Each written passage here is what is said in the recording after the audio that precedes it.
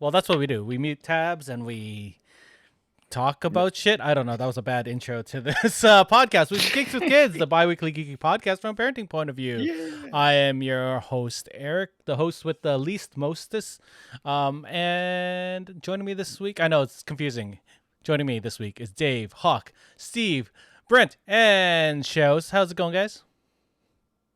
All right. Hey, I was like, oh shit, everyone's muted.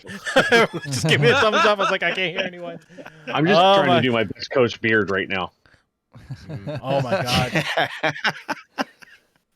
His outfit at that red carpet was amazing. Wait, what? From the Emmys? I didn't see. Beard. Oh man, full tuxedo, top hat, walking stick. He looked great. God damn, he's so awesome.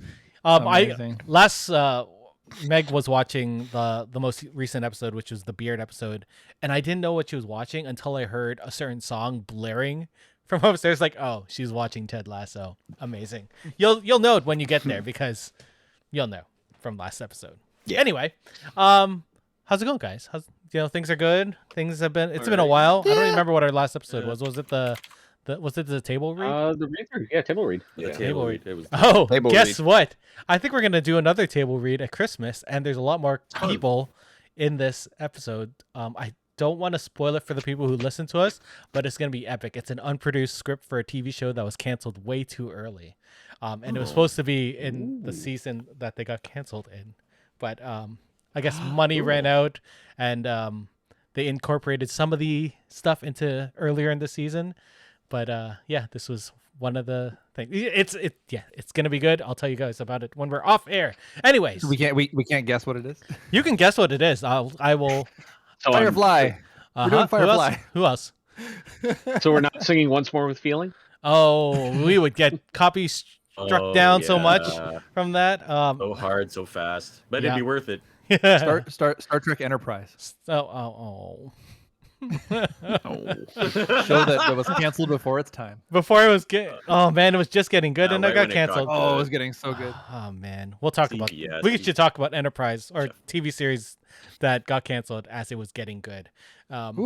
Future episode idea. Yeah, that would be hard. I know it would be depressing. I already have one. I thought of a show recently that I wish I had done for the reboot episode instead. So maybe I'll hold on to that show for if we do something like that. I wanted to do. I've got one too. I have the second one I was gonna do, if I didn't do Quantum Leap, was Pushing Daisies, which was a phenomenal show. I don't know if any of you guys watched that show. Yeah, I love that show. Oh, so good. We're just gonna have to do a reboot episode then. Yeah. We'll bring back Andrew and Drew.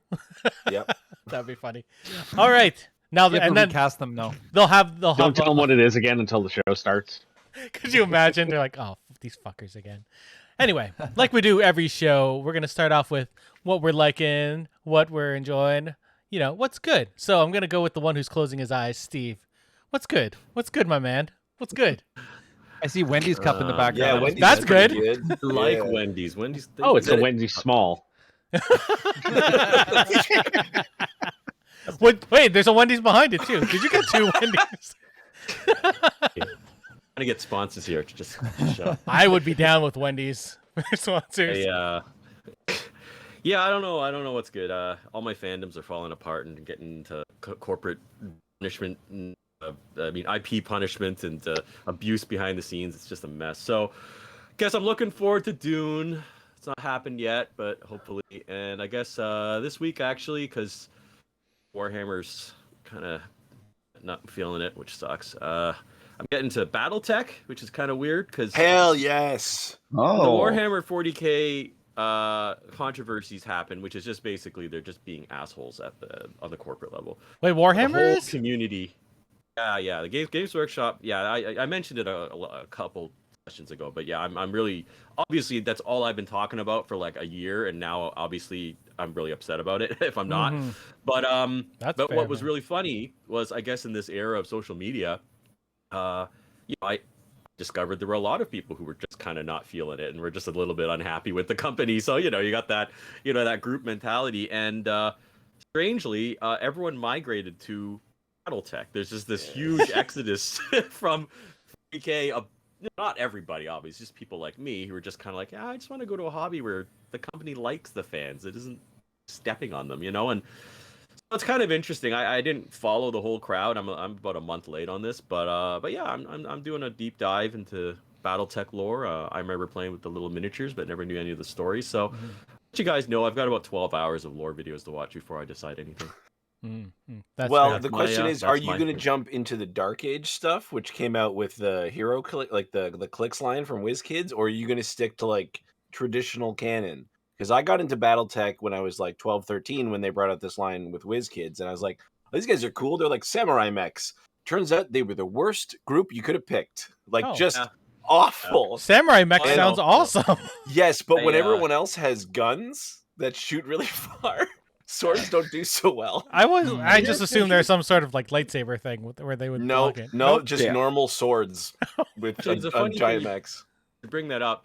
No, I don't know what era I'm gonna focus on. I don't really even know what games are available right now. But it's a funny thing you should mention about the swords. Apparently, MechWarrior 5, the video game, which had a rocky start because it was an Epic exclusive and it sucked apparently out of the gate. Still kind of Finally, supposedly a little bit better. But the next update is actually adding melee, so you can you can actually punch people with your red mechs. So pick up the game BattleTech. It's turn-based. It's very good. yeah, I by actually backed comparison. that back Yeah, in the day. okay. Yeah, Mhm. Kickstarter. Yeah, I BattleTech's like to punch things in Destiny when I play Destiny.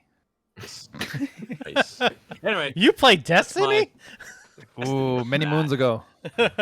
Many travelers there- ago. but here's the thing: is there or not a wizard on the moon? That's what I want to know. That's a good There question. was. You kill the wizard in the moon. Yeah, pretty You much. kill him in the first Destiny. Done. Move on, Eric. Move on. So I went to a wake on Thursday, and afterwards we went out for some beers because that's what you do after a wake. And the whole we started talking about Warhammer, which was funny because I don't know anything about it. And they're like, and one of my buddies there was like, "Do you want my login to the streaming service?" Like, and I'm like, you know what? Why not? I would love to learn more. I haven't heard anything about the streaming service, so Yeah, it's part of where everything went wrong. But go on. that's unfortunate. I'll try. I'll let you know what I think about it once I get Okay, it. let me explain why. There's a lot of controversies, but one of them was that the reason I was enjoying 40K so much is after many years of them like stomping on fans, like about a decade ago. Yeah. I felt that Games Workshop had kind of learned its lesson because there was a lot more fan stuff going on, a lot more fan animations and like apps and all these sorts of things. So the community was like really alive, right? And Games Workshop also started focusing on other products. Like they've got action figures now. Like they're partnering with a lot of different people instead of just fixating on the miniature war game. They've got board games, they've got role-playing games. So I figured, oh, maybe they've turned a new leaf, Then when a lot of you guys saw that fan animated film called Astartes, right? Yeah. And it was like so good, right? Something clicked with the Games Workshop guys because for years and years they've been trying to like put together like some media and it all sucks, right? So when they see this fan stuff, they're like, wow, it's really good. They were like, you know what? We should create a streaming service, which in my opinion is one of the stupidest things. Like, why does a game company need a streaming service? So they immediately went out. They hired all these YouTube guys who were making these animated things and then put them under contract. So Astartes is like pulled, like now it's official, right? And the problem with it is some animators didn't really want to play ball, like they didn't want to become employees of Games Workshop, and that's when it started to become apparent there was like a huge crackdown of the IP all over again. So now it's like it's created this divide where like you can only watch that stuff there, and happy those animators are getting paid and recognized, but at the same time being really like iron-fisted with everybody else who's not on board. So that's part rough. of it. There's a lot of issues. I feel like this is a big topic. This that is a we could very- probably just. Yeah. I didn't This want to is- get into the whole thing, but yeah, it's just I don't know. Like I said, I'm not feeling it. I'm a little upset about the whole thing. That sucks. Sorry, Hawk. Were you gonna say something? Oh, it just seems like because Steve has mentioned about Warhammer on the stream before, and that, and like one of the smartest things is that they kind of turned the franchise over in that where anybody could Yeah, do basically do some sort of novelization story in that, and it was cool. Yeah. They embraced that, like the fanfic culture. And now they're going full reverse, so it's a real. That's really weird. I don't know where it's gonna land. Well, we Anyway. shall keep our eyes on it and see what happens. Let me know how that streaming service goes. For sure. Well, let's move on. I don't know how to, on the stream. Let's go down to shows. You're down. What's down, good? okay. Down. What's your yum?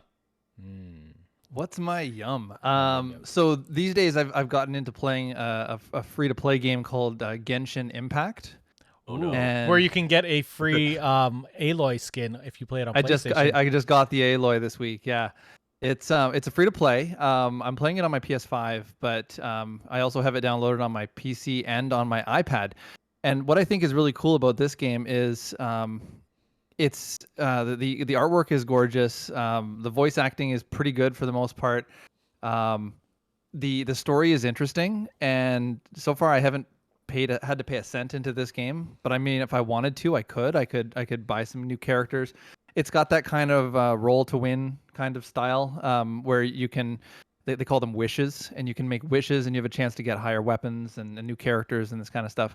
But I was just really impressed at how well the game works sort of cross-platform. Like I could play it on my PS5, I can turn it off, and I can load it up on my iPad, and I can play it right on that with a controller, and it works just as well on the iPad as it did on the PC or on the PS5.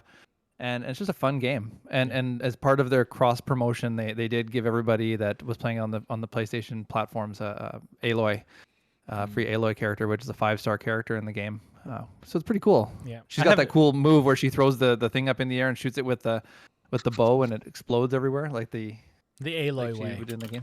Yeah. I downloaded that a while ago. I haven't played it in a bit, but I really I heard it was a huge enjoyed. time sink, but it's gorgeous. It was like Warframe. It felt like Warframe, like that much time to do stuff. Oh yeah. And I'm sure if you want to fashion frame that game, you could. Yeah, it'd be even crazier. Yeah. And Warframe also went cross-platform and cross-play, so it also is works it actually really. up yet? Yeah, No, it's up that's now. what I was waiting for. Okay. Yeah. All right. So now you can do that. They were talking about it. There's a streaming. There's streamers in Guelph that I follow called Angry Unicorn, and they're Warframers, Warframe streamers, and they were talking to the developers about it, and yeah, it was fun. They talk to them all the time. It's great. They're good streamers. When you say cross-platform on Warframe, do you mean like I had the game downloaded on my Switch a while ago, but it was completely isolated. When you play it on your Switch, it's just on your Switch. Now it's cross-platform? Yep, you can play with everyone. Yep. Oh, PS5, nice. Okay. PC, mobile. I gotta move my PS4 stuff over. Yeah, so everything's now with your Warframe account. So your name is now a Warframe account name. Yeah. Okay. Cool. There you go. That's our daily dose of free to play. All right, Brent, what are you up to? What are you liking? And I know it's the same thing as me, probably. No, it's kind of. I don't really have one specific like yum thing right now. It's all kind of divided amongst several things. Like I'm still doing the Hades thing. As soon as we wrap up here, I'm going to be going back, and I think I got 2 more playthroughs, and I got the platinum finished. Yeah, I've been grinding like crazy on that. Got to start getting more into Deathloop. Shouse just got bored with you and left. It's very disappointing. Yeah, you know what? I'm finding that seems to be the problem when I mention the word Deathloop to anyone. It's what? Deathloop is amazing. I think it has the potential to be amazing, but thus far it is not amazing. Not for you, no. But I've only really just gotten into where the game really opens up. So are you in the different time I'm in where you can now select like your times and what areas you're going to, and you can actually start planning things out. So I think it's going to start getting interesting. Are you getting orange weapons yet? No, I've only gotten, I think the highest is like a blue level. Oh, blue level shotgun or something. So nothing great. Yeah, give me that smug look. Common, blue, purple, orange. There you go. That's it. You will. There are certain characters in that show up in different time zones, time periods, that have like the special weapons. So there's like a sniper that's part of a trap, and I'm looking forward to it. I have this week off work, so I'm going to be dedicating a lot of time into that. Dedicating time into thank you, Michael, for telling me that this was out. Squid Game. Good Lord, this fucking show. So good. I just watched the first episode today, and it's so good. Hurt my head. It is a 10-hour version of As the Gods Will, and I could not be happier about that. It is just okay. I didn't know what you guys were talking about, but that is terrifying. 10 hours of holy. So the first episode, like you meet the protagonist, and I'm sitting there, I was like, I don't like this guy at all, and all of these like these shows like this, the protagonists are assholes. Oh, You're just sitting- they're always Oh, pieces. They're of just the shit. worst people. And you're just sitting there like, I I had the don't exact want same you to reaction. live. I don't want you to live, but you No. have to live because I You're need to see watching what this happens. You're watching the guy follow through on the course that his life has taken, and that in the first episode, and at every moment you're screaming, "You asshole!" But You you know? get to I watch hope the there's something redemption arc as it progresses, and his redemption arc starts like really almost immediately. Like Does it? by the end of episode 2, you're essentially like, okay, I get him. I'm rooting for him now. Mhm. This is a show from where? From Yeah. It's on Korea. South Korea. right now. Korea. South, Yeah, it's from South Korea. South yeah. Korea. Yeah. It's basically like a Not North wacky Korea. battle royale. It is And- pretty yeah, much, it's- yeah. It's very much like Oh no, if you've seen As the Gods Will. Okay. It's a bunch of people competing in like children's games, yeah. and if you lose, you Yeah. die. Brent But went they into a are death these loop people there are for a second. desperate. What's it called again? They are. Squid Game. Squid Game. It's called Squid Game. Squid Game. It came out They're- 3 they're- days all of ago. them How have- the hell have you yeah. guys watched so much of it already? I only watched the I've first only one. watched, fell I've into only it. watched the first 3 episodes so far. I stayed up until like 5 in the morning yesterday watching it. I saw these guys No, talking I about it on was up till about- Facebook. So I watched it today as I was at work, and I was like, I guess I'm not doing work now because this show is just like, oh. And one Man. last quick little yum, more of an anti yum, but I just want to put it out there because I got to at least celebrate it at least in one way. The finale of Brooklyn Nine-Nine last week. That's the series finale. Series right? finale. Series finale. It's over. So many it was tears. it was so great that they got to come back and end it on their terms because it was an amazing ending. And I honestly think that it's leaving them open to. I could definitely see them doing a heist movie at Every some year. point in the future. Yes. I can't put it past them. It's a Sandberg production. It's hands down. He's probably going to try to make that happen at some point. I didn't think any of the last season was bad. I think every episode was strong, which was really strange because every so often there's like, the one It's that you're like, what- that's okay. It's what happens when you go into a season knowing it's your last season. Yeah. But they also I mean- they wanted to touch upon a lot of the topics that have been plaguing Yeah, the states. and I especially- applaud them Yeah. for that, for having the balls to do that on a comedy show. Well, they had written a lot of the last season, and then they're like, you know what, we got to go back to the table and redo it because this is important enough that we can't, not mention it. And it's not like a little thing; it's like a main topic of the last season. Mhm. Oh man, that was such a good season. Now I'm Yes. sad. Such a good show. My friends are getting married in a week and a bit, and I'm definitely using some of the wedding speech from this season in one of the speeches there. Yep. Anyway, Dave, what's up? What are you liking? I bet you're gonna be like, well, Dave played Stellaris, or he's been playing a lot of Crusader Kings. Yeah, I've seen both of those. Yeah.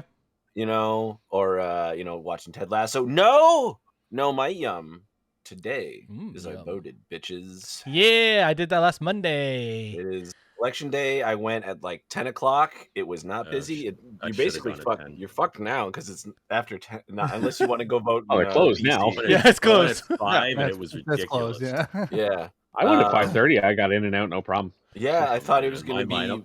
I thought it was gonna be worse. Nope. It took me less than 5 minutes to go in and vote. Mhm. Great. I went last Yeah. Monday on my Same lunch with me. my lunch hour, and everyone I decided to should've. go at that time, and I was like, "Fuck." Oh, really? Oh, no. That's why I went at 10 a.m. So the polls open. I don't know, like some I think polling it's- places are different. yeah. Ours was 9:30 to 9:30. So I was like, I'll go at 10 o'clock because no one's gonna there's gonna be a group of people there at like 9:30, and Mhm. other people are gonna. I don't want to go first thing. So like 10 o'clock, perfect. Like I literally just walked right in. And then the line came behind me. So as I left, the Nice. lineup started. Yeah, it was great. Yeah, I Wonderful. love voting. I love having my say. So Yeah. It's good. Yeah. It's good. I love our country spending $600 million on something that it's probably going to end up the exact same. Yep. So it's a good use of I funds. do appreciate that we don't spend 2 years campaigning and then Yes. Pissed Yeah. off. 90 Thank days. God. I just Um, letting it get nastier and nastier. And naturally, the PPC is probably having a super spreader event. Actually, I think they are having a super spreader event right now, so that's good for them. in That's Hamilton. gonna go- Oh no, they already had I- their I- their No, Hamilton one. their part, whatever their election party is, like a super spreader event. Oh my It's just God. like just people shoot themselves in the foot, but they're probably all vaccinated. Well, the leadership's No. probably vaccinated. I don't know. The leader You don't think is so? is chip Uh, maybe. Yeah, I get strong Fox News vibes. So you know, The the upper crust gets vaccinated while they just Yeah, destroy that's their fair. own. and they know how to pander to the lower crust. So. Yeah. My looking at my high school, like people have added me from high school that I just don't care about, and seeing the amount of people that are supporting the PPC is very disheartening Ugh. amongst those people. And I'm like, come on, I know at least one of you is Asian. You shouldn't be voting for them. Like, if one of your tenants or one of your platforms is, let's recall legislation from 32 years ago, Mm-hmm.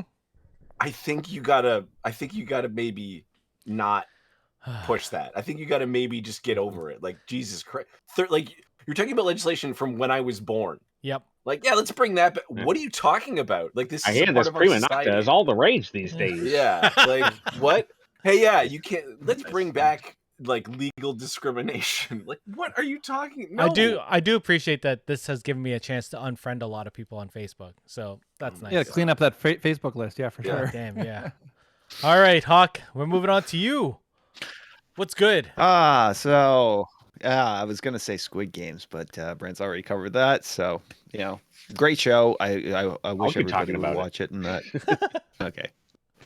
No. So I'll go back to this weekend. I managed to catch up on another movie that was on my list, Promising Young Woman from 2020, starring yeah. Carey Mulligan. Wow. Oh Yeah. is that the revenge one?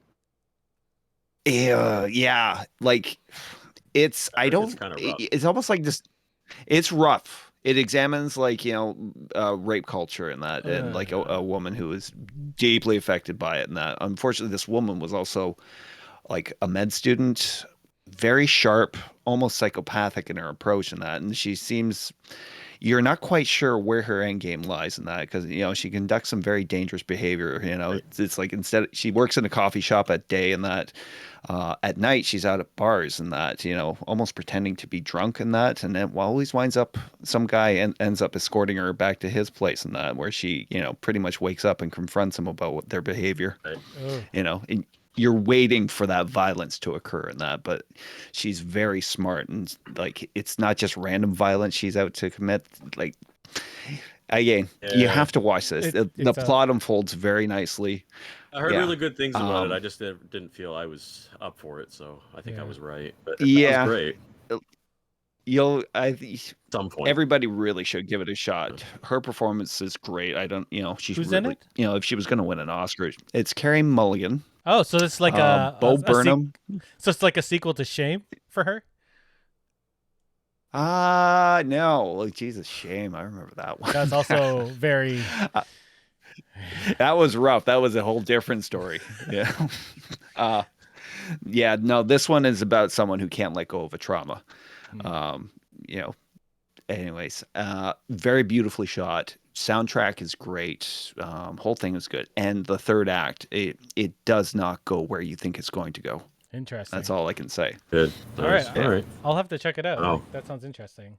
For me, what's good is I got this Represent hat. It's from Bitter Asian Dude, who is Appa from Kim's Convenience. He has his own little merch stuff. So that's one of my good His things. brand.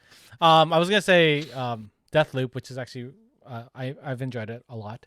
But I've also been playing. I have the Xbox Game Pass right now on my PC. So there are a couple games I've been playing. I've been playing Grounded, which is this sort of survival Honey, I Shrunk the Kids game where you can where you're in a backyard. I have that installed now as per your advice. So if you want to tried it, it's so much fun. I played a little bit of it, like just to kind of get the sense of it. So yeah, it's Did fun. you guys turn on the arachnophobia filter? No, I kept the spiders in there, and they're fucking terrifying. Yeah, it just blurs them out the more you turn it up. Apparently, it's a really neat mechanic. Yeah, it actually, is for neat. people They're like who are genuinely afraid of spiders. They're like, we're not taking out the spiders, but you won't see them. Yeah, That's weird. I've also isn't it scarier though? Just a giant blurry blob thing. slowly that's towards you. I don't know if that's helpful. The spiders move so like realistically though. It's creepy. They're blurring it. What? Yeah, blurring it. That's from Obsidian as well. Yes, it is. But I've also been playing this game by Annapurna Interactive called 12 Minutes, and it's a time loop game, another time loop game, and it is fucking phenomenal. Like, it has Willem Dafoe in it. It has James McAvoy. It has Daisy Ridley as the main characters in it, and whew, it's a mystery where this guy enters his apartment, and whenever he dies or whenever something wrong happens, the event resets, and you have to figure out what happened. And it's such a good. Oh, it's such a good. I was so upset when I thought I was so clever and I figured out how to electrocute the cop. Yep. And then how to take a knife and how to stab him while he's on the ground so he's dead. And I'm like, I win. I beat the game. And then Dear it reset. Lord. I'm like, that was not the point. Damn it. That's not the point. No. Okay. If you ever get a chance, Annapurna Interactive does like the best games. Like Really at least interesting game. they've done the most fulfilling games for me the past year. They've done that game. They've done Marquee. Is that that was a puzzle game? Marquette. That was on PlayStation 5, and then That was fantastic. The Artful Escape, which is this side-scrolling game that everyone should play. It's probably my game of the year right now. It just got released like a week or two ago, so check those things out. Normally, we just get acquired too, or am I crazy? Did they? Oh, I hope not. I hope it's not by like Xbox, because then I thought they were getting acquired by Sony. Maybe I just made that up. The time loop games. I might have to start up my time loop movie list again. You kind of would started. really- but Oh, no, I've got 20 more movies. We'll lose you. I only have 20 more. We'll lose you to the time 20, stream. yeah, but if I play a little bit of Returnal in between Deathloop and 12 minutes while watching 12 Monkeys, I'll be okay. You can finish 12 minutes in like 2-3 hours. Someone on Play Watch Listen, I can't It's remember if it your was Mike time Bithell zone, or man, Troy I don't know. Baker, but one of them beat it on their first run. No. 12 Yeah. minutes? Yeah, care about beating it, they I got just it through on their first run, and they were like, "Oh, that wasn't supposed to happen." Yeah, That's interesting. I don't know how It's you do that, interesting, because you have to it just- reset it to figure I don't out.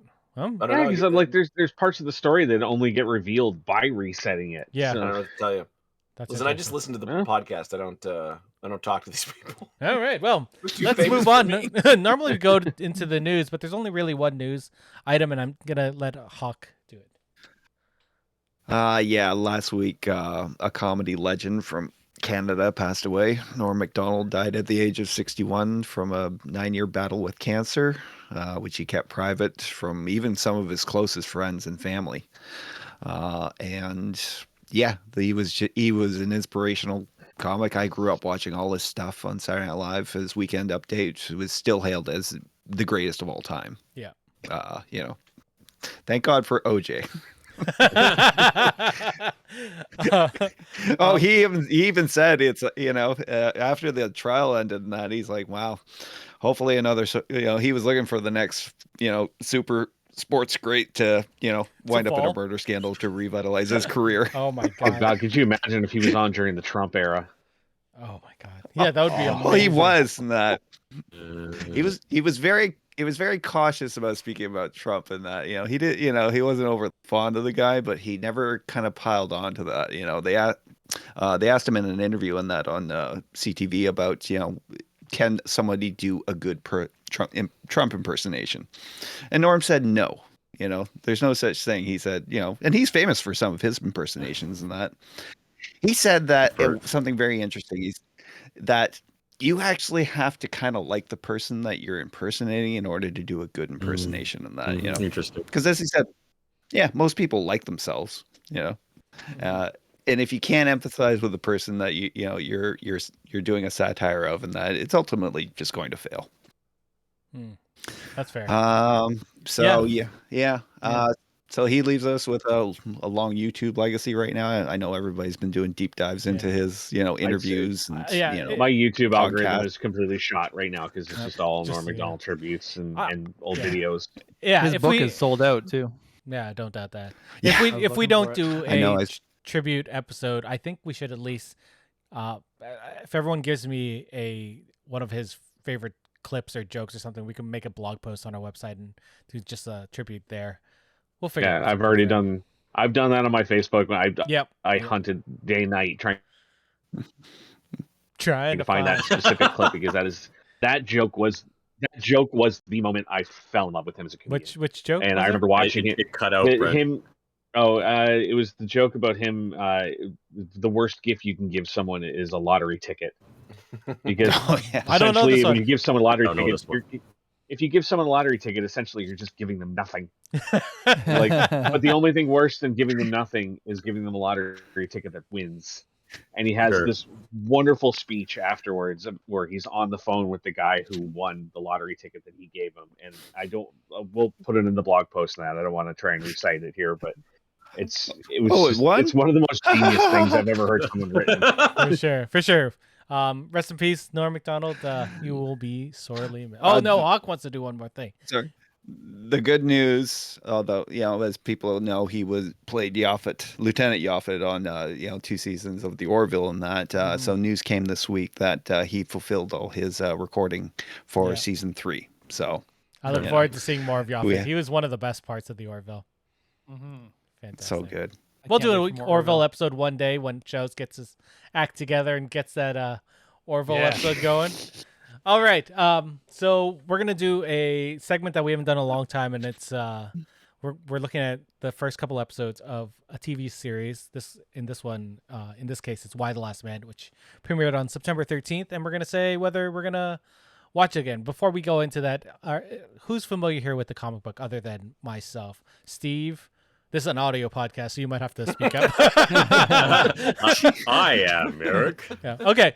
So Steve, did you end up reading the whole thing? I know you didn't end up watching it, but we just need a narrator. I Steve slowly raises his hand.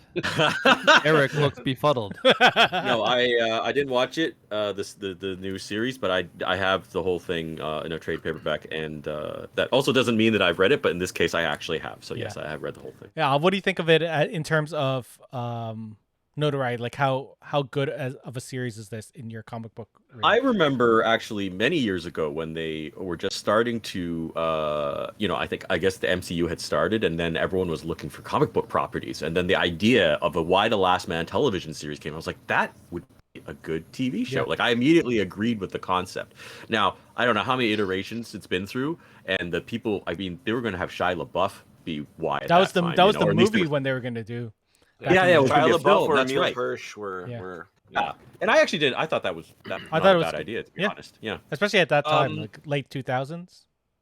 Yeah, because that was a really long time ago. So, and of course, the writer's gone on to make even more like fantastic series like Saga, and so I mean, I think I think it's a good idea. I don't know what they've done with it. I can't wait to hear what you guys say. But for sure, I thought it was an interesting series back then. Now, I don't know. Maybe it's a little too polarizing. Steve, I'm going to disappoint you. I couldn't finish Volume 1 of Saga. Didn't like it. I haven't read Saga actually. So it's a lot, and it's very strange. But once you get into it, it gets good. I enjoyed his paper. So we're talking about Brian K. Vaughan, the writer Brian K. Vaughan, who's worked on Lost and Runaways and a number of other shows as well. And Saga is very beloved, but is very strange to get into. Paper Girls is easier to get into, and they're actually making a TV show about it. So that's gonna be awesome. For the 4 that have seen the show, sorry, Shafts, we're gonna keep you out of this for a little bit. Dave, no worries. Hawk, Brent, and myself. There's only been 4 episodes out. 3 probably. I don't know if you guys have seen the 4th one yet. It came out today. Okay, I've only seen the first. I only thought the first 3 were out. What did you guys think of the show? So the premise of this show is that a worldwide event occurs where everyone with the Y chromosome dies, except for one man and one capuchin monkey. Wait, it was capuchin monkey, right? Yes, yeah. Yeah. AKA a spider monkey. The monkey whose name is the best name for any animal, which is ampersand. What did you guys think of the first series or the first couple episodes? I would love to go first Go for it, because Dave. I didn't like it at all. Okay, that's fair. I thought I only found one character likable. Hero? Nope. I'm thinking it's the same one I found. The agent, I forget. Oh, Agent 355. She's amazing. Real cool. Everyone else, like Diane Lane's great actress. I don't find her character super compelling, but that's probably like a yet thing because her conflict that didn't really come up yet. But they introduced her really early in the series too. Like she doesn't get into the comics for a little while. So I just have no desire to continue watching this. I don't know if it's just because they're doing a lot of like Tarantinoing, where it's like, let's show you the first, like the show opens trying to establish the setting, right? mhm. And then it jumps back. Yeah. And then we build up again, where it's like, we could just not do that intro. Yeah. No, to be fair, I felt that a little bit jarring because the comic book just starts in the pandemic, and then you find out slowly what had happened. Yeah. As it goes So on. I just feel like the pacing felt kind of weird. Like I said, because none of the characters are basically compelling to me. I'm like, I don't, like this is just not a show for me. That's fair. I know a bunch of people that feel that way too.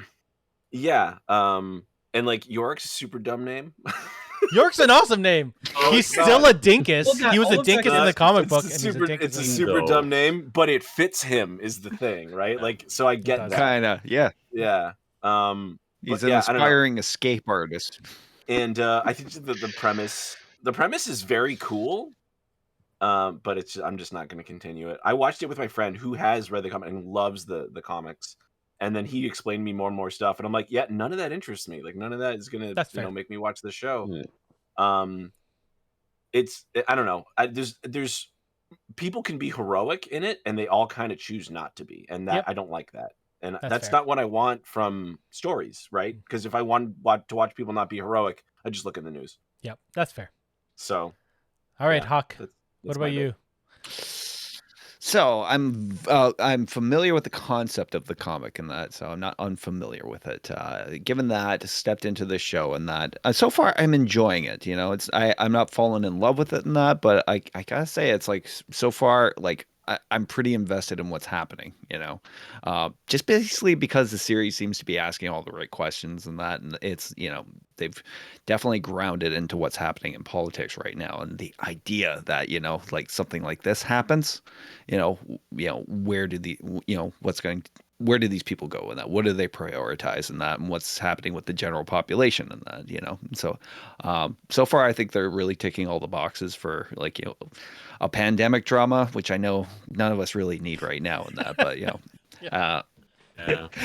at least like like the severity of the crisis is really out there and palpable in the series. I'm liking Yorick. You're not supposed to. Not he's a dick. No, I know. But So I'm liking the way he's yeah, I'm liking the way he's being portrayed. He grows on you, sort of like his character in Warcraft. Yeah, it's sort of like the guy in the Squid Game and that. He was in the Warcraft movie. That was that reference, by the way. I was like, what the hell are you talking about? He was the wizard in the Warcraft movie. I don't remember. I didn't watch it. Doesn't matter. It doesn't The young matter. wizard. I did go back and I watched a movie that he was in about the 1967 hijacking of an Air France flight by I can't remember what it's called right now. But like he plays like an Israeli soldier, and he's just like this, like you're special forces, but you're also the worst guy on the squad. And I'm like, does this guy just play roles where he just gets shit on all the time? That's a lot of some actors. Sorry, Hawk, I cut you off by that. That's okay. But yeah, Agent 355 is still the best character on the show. And that her intro, I was like, why is she doing that particular thing and that? And then you see her going out for that little jog, and then she's also the best character in the comic book. So don't feel. I'm still trying to figure out. I don't think she's CIA. I'm pretty sure she's like NSA. No. They talk about it in the first 3 episodes. She's part of a secret group of agents called the Culper Ring. This is actually a actual spy network that was in place during the Civil War, not the American Revolution. It was made by Washington. So people like Hercules Mulligan were in it, and there's actually a TV show about this. What was it called? Shit. Wild West. Steve, we were talking about this spy show. Do you remember? It was a long time. I think it was called Betrayal or something. No, that's not right. Forget. Sorry. Fuck, I don't remember. Okay, Brent, you go. I'll try and find this. All right. I'm not gonna. I basically am just gonna be mirroring what Dave said. I like the 355 character. It's not a bad show. I don't want to say that I was like bored, but it's just I watched the 3 episodes and I can't see myself getting invested. It's just it reminds me of too many other shows with similar premises, and that it reminded me so much of like Designated Survivor, the Kiefer Sutherland show, Oh, sure. where Yeah. Yeah. everyone There's a lot of dies and he becomes president, and it's all about how do we function as a society What's the after this tragedy. succession? Yeah, and I kind of felt like I see the show leading in that direction, and I'm just like, been there, done it. That's fair. So instead They of took it from Y. shitting on or praising the show or whatever, I'll just do a little anecdote about the show actually that I learned watching the first episode. So years ago, I used to be the technical director at the Tivoli Theater before it collapsed, and one day we had 3 weeks where this show called Slings and Arrows was filming there. Yay! I love And that show. Ooh, and that show. they did not have someone who could competently work theater lighting, so they ended up hiring me on to come and do all of the lighting for the series that took place inside, like any scenes that took place inside of a theater. I was doing all the lighting for. God damn it! And one day That's awesome. they came over and they said, so we have a closed set today because somebody's going to be filming nude on stage. And I was like, okay, I'll get out of here. And they're like, no, you're the lighting guy, you got to stay. And I'm like, oh, who is it? Thinking Rachel McAdams is in this movie, is in this show. And then Gross. they're like, oh, it's Paul Gross. And I'm like, all right. So he's going to be, they're like, he's going to be standing on the stage. There's going to be flame cannons coming up around him. He's going to be there. And I said, facing me. And they're like, yeah. And I'm like, okay. So No I'm just codpiece, gonna see nothing?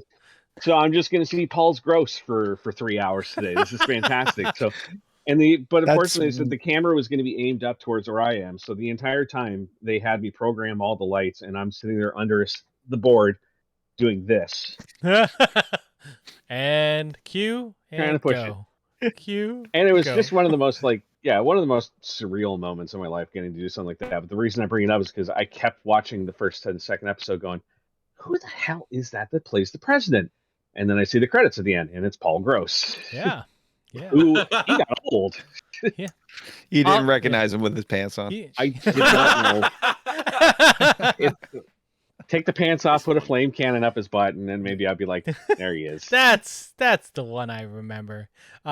Cool. That's awesome. I'm super jealous.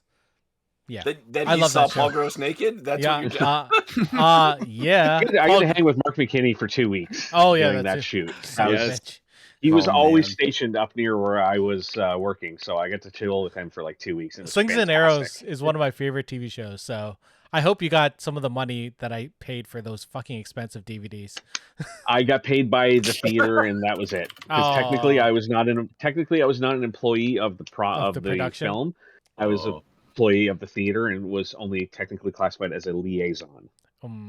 Fair enough. Interesting. Okay. I.e., we're paying you under the table. Yep. The I wanna theater bring way. Michael back in. Oh, I don't want to drag it out, but so as someone who didn't see it but have read it, I mean, and also just for the benefit of everyone else who's still not totally clear on the premise of this story, all the men or anything with the male chromosome suddenly passes away, and this is mystery is sort of an ongoing issue, but the focus of the show is more on how society continues on. And I think what I was trying to sort of say before, but you guys have sort of confirmed it, is back when I heard they were going to do this show, I was like, yeah, that's a great idea. Shia LaBeouf, that's right. It's a sort of a neat idea. And I always felt the comic book, at least, handled that sort of, I think it's a little bit of a loaded question. Oh, well, if there were no men in the world, is it better? Is it worse? But it really took that premise and told some great stories with it. Well, even just from the first that's episode. the thing is now. Oh, sorry.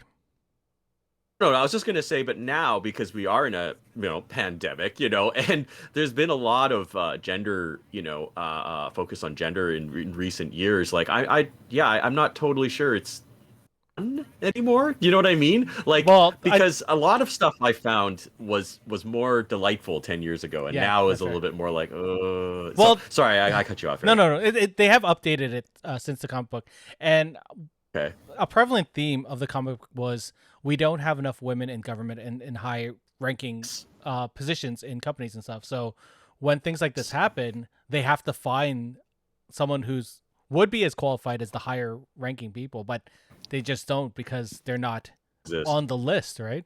I know that's problematic in the show and it's problematic in real life, but it is one of the themes that they explore in the comic book, and it's already quite apparent that they're going to do that in the TV show. They're really playing up the I don't know if you remember this. There's a religious sect in the comic book that comes very prominently in the comic book and very violently, but they're just in the inklings of that in the TV show. So I look forward to seeing how they're going to bring that up, because it was very polarizing back then, even for people reading it.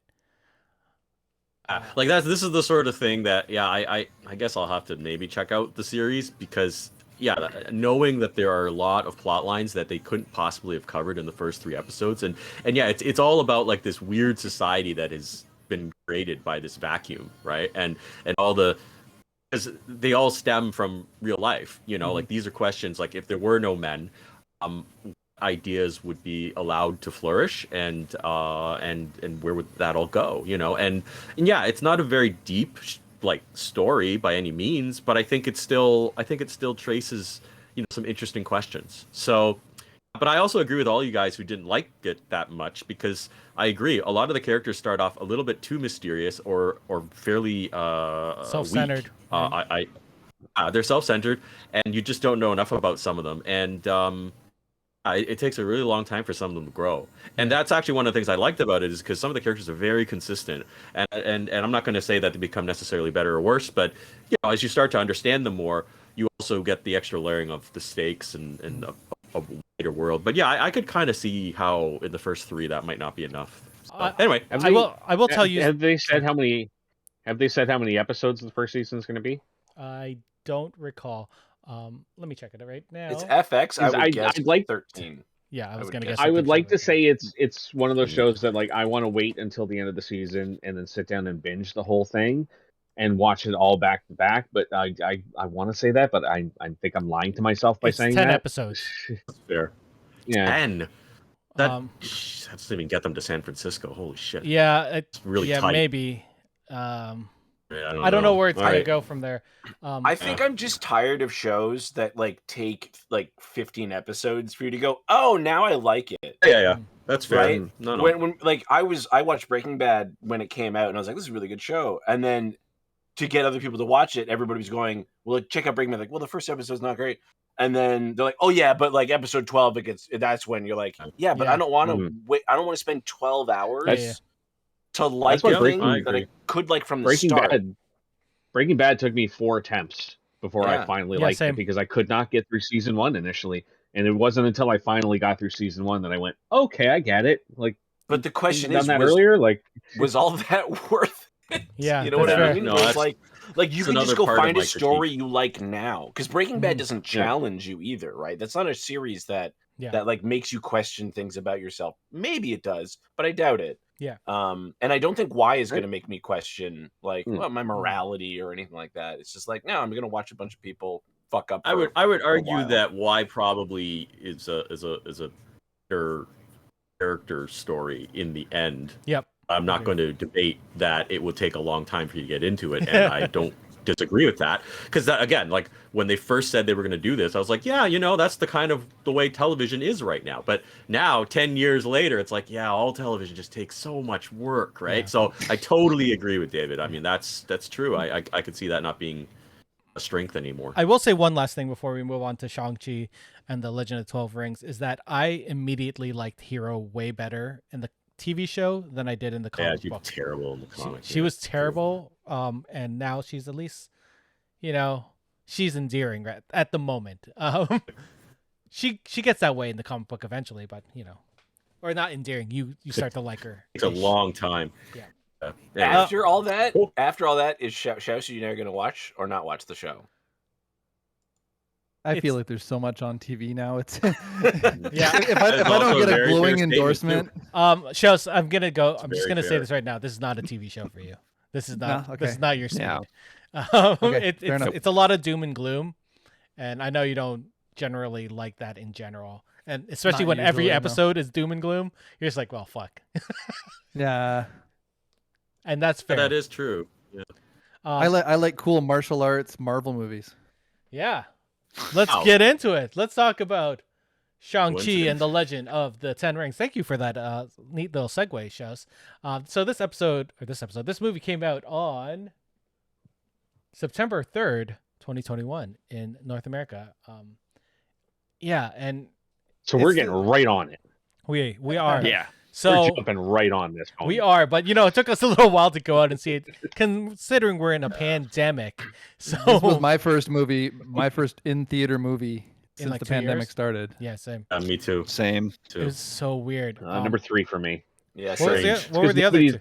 Nobody's ever in the theater, so I have no problem going. That's There were fair. 2 other people when I saw Shang-Chi. There were 4 other people when I saw Free Guy. And what did I see before Free Guy? I don't remember. Oh, I should have put that in my Yeah. what's good. Free Guy's fucking amazing. Free Guy is very good. I was surprised at how I'm good it was. Planning on stupidly seeing that good. this week. Huh. There was when I saw Shang-Chi, there was 4 other people in the theater, 2 of whom I learned very quickly walked into the wrong theater. And unfortunately, like This the is guy not was on my crutches, office. so it took him forever to get to his seat and sat down. And then as soon as the movie started playing, you just saw the confusion on the 2 of them, like, what? And then you get up Asian and then people. slowly leaving the theater. I feel like theaters work really hard to show like big numbers, and then that you hand a ticket or they check your phone And the they posters, go, right? You're in theater X, and you go, thank you, and then you walk over and there's a big sign that shows the movie you're gonna see. Like, Silver City right now is like you walk in there and you're on your own. That's Like you totally go buy different. your own ticket, you go find your theater yourself, you find your seat yourself. Like you're on your own there.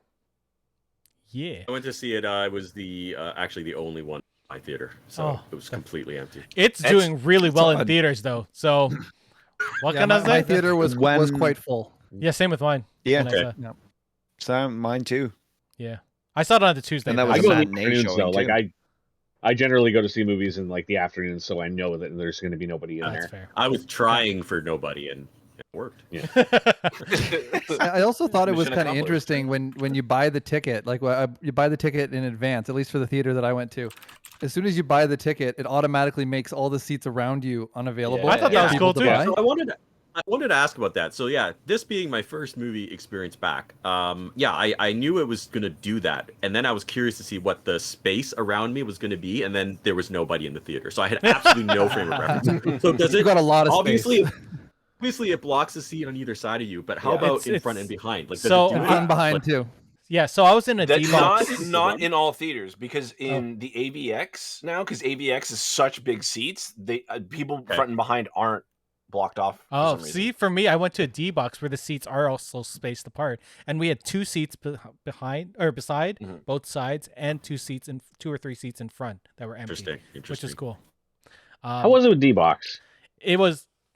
I love fucking D-box. It I- makes any movie better. Yeah. I've only seen Kingsman, the original Kingsman, Ooh, in that must D-Box, have been- and that would be I found good. it very jarring. Yeah, it is. I saw Ghostbusters 2016 in it, and it was the best part of that movie. If that, that does anything. But for Shang-Chi, it was fun. Like, what they did Okay. great about it is it wasn't just like you're getting kicked and punched around, but it went with this. So the first fight sequence is very smooth and very, Hong Kong-based cinematography. Very So a lot of sweeping majestic, yeah. shots and majestic. Yeah, like Steve said. So I was moving with the camera and was like, "Fuck, this is awesome." Okay. Yeah. So I do. Maybe I'll go appreciate- see it again with D-Box then. Yeah. I bet that last scene, but the last the climax, I should say, Yeah. in D-Box was really good. I bet It that was. was, like, It was the Kamehameha. there's a Oh lot wait, of you know what? camera movement. We're gonna do a non-spoiler thing right now. Yeah. So this film is the second film of Phase 4, Phase 5, Yep. Phase 4 of Phase four. the Yep, Phase MCU. Phase 4. It's the introduction of Shang-Chi, who's a character introduced in the 70s during the whole blaxploitation, the whole kung fu exploitation. Kung fu exploitation. And he was very much a stereotype. He was the son of Fu Manchu, which they changed to Well, his full to it was the Shang-Chi, Mandarin. Master of Kung Fu. That was the name of it. And and his father was actually Fu Manchu, which Which is Marvel was able to ridiculous. license from Universal. Um, So for real. so they decided to bring it into the MCU. Their first Asian superhero, pretty much all Asian cast, which is amazing. and the crew was primarily people of color. These are all very, it was very cool to see. And it was really our first step into Phase 4 because even though we saw Black Widow, it was sort of a prequel. Prequel. Not really Yeah. It was sort of a stepping stone to where we were headed here. Basically, the premise of the story is Shang Chi, we find out, has moved to San Francisco. He's been there for about 10 years after running away from his home. And he finds out through a certain number of events that his family's in trouble. So he goes to save his sister. And then, things happen. He's the son of, as we said earlier, the Mandarin. So the 10 rings go after him. And hilarity ensues. Not hilarity, but action ensues in the MCU way. Waka waka. In your own little summary, what did you guys think of the movie? Did you enjoy it? We'll go into more depth as we go on, but Dave, what did you think of the film? I thought it's the worst Lord of the Rings movie I've ever seen. Those aren't rings, those are bracelets. I unfortunately, this is normally I'm pretty positive. I did not like this movie very much. I thought, the action was great, but I am not a believer in this case. I'm honestly, I'm disappointed, actually. That's fair. Because the thing that disappoints me about movies is when I know it could have been better. And I think a lot of things were fantastic about this movie, but I think just overall, I was not whelmed. You were just whelmed. No. It sounds like you were whelmed. No, I was underwhelmed. Wasn't even. I was, I was just like, wow, okay. I walked out and I was like, all right, I got some negative things to write down. I guess that's unfortunate. Well, I like that you're here because I would love to, because I know that I see issues in the film as well. Yeah, actually, Marvel says he's got to go. Oh, sorry. But there's men here. Iron goons. They're wearing Cyclops visors. Yeah, I wore Spider-Man today. Yeah, I wear Doctor Who. But Evil Morty. Evil Morty. And then I see a film by David Lynch. Cool. We'll get into that as we get into a deeper dive into the actual movie. Brent, I'm gonna save the Asian people the last. Brent, what'd you think? You're 2-3 seconds. Away. Not enough. Just a little. Oh no, we've ruined the illusion. We've talked about this. Russia is in Asia. Okay. Yes, we have actually. Are you Russian? Yes. Sorry, he's Asian. No, I was talking about Brent. He's Asian. Oh. I'm not. I thought you were British or something. No. Podcast part. I will say that one thing for me going into this is the very first Marvel movie where I knew nothing about the character, about the story, anything. Shang-Chi is completely new to me. So much so, I used to play that Marvel Avengers Alliance game on Facebook all the time, and I'd dedicated hundreds and hundreds and hundreds of hours in it. I remember that game. The one Marvel character where they never made a character for him in that, so I didn't even know he existed. So it was nice going in with a fresh take like that, and I don't necessarily agree with David entirely, but I do feel like as a Marvel movie, it was not as fantastical as it could have been.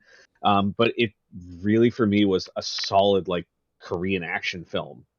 It really came across that way, especially that whole action sequence on the bus with the music, with the fluidity of the camera, was one of the best action sequences I think I've ever seen. And the rest of the movie was good, but did not live up to it. Interesting. All right. Yeah. Hawk. Yeah. I'm kind of on Brent's side with this. Let's get this out of the way. I love Simu Liu. He's great, and I think he takes to the role. He was wonderful instantly in that. Yeah. He's wonderful. He's very likable in that. Aquafina, I wasn't so much familiar with in that, but even her, she kind of won me over in that. Maybe not so much in the third act in that, but definitely their friendship seemed, very real and palatable. Tony Leung, great. God, yes. We will get the into whole each opening of these sequence. Wonderful people. Yeah, I know. He was great. I'm trying to make a comparison between like if you could compare Tony Leung to a Hollywood star in that in terms of like his his ability and the way he can just leap into any genre and that I still don't have a real comparison. That's a tricky one. That's a good question. I'll think about that. I'm gonna have to think about that during this episode. Yeah. Yeah.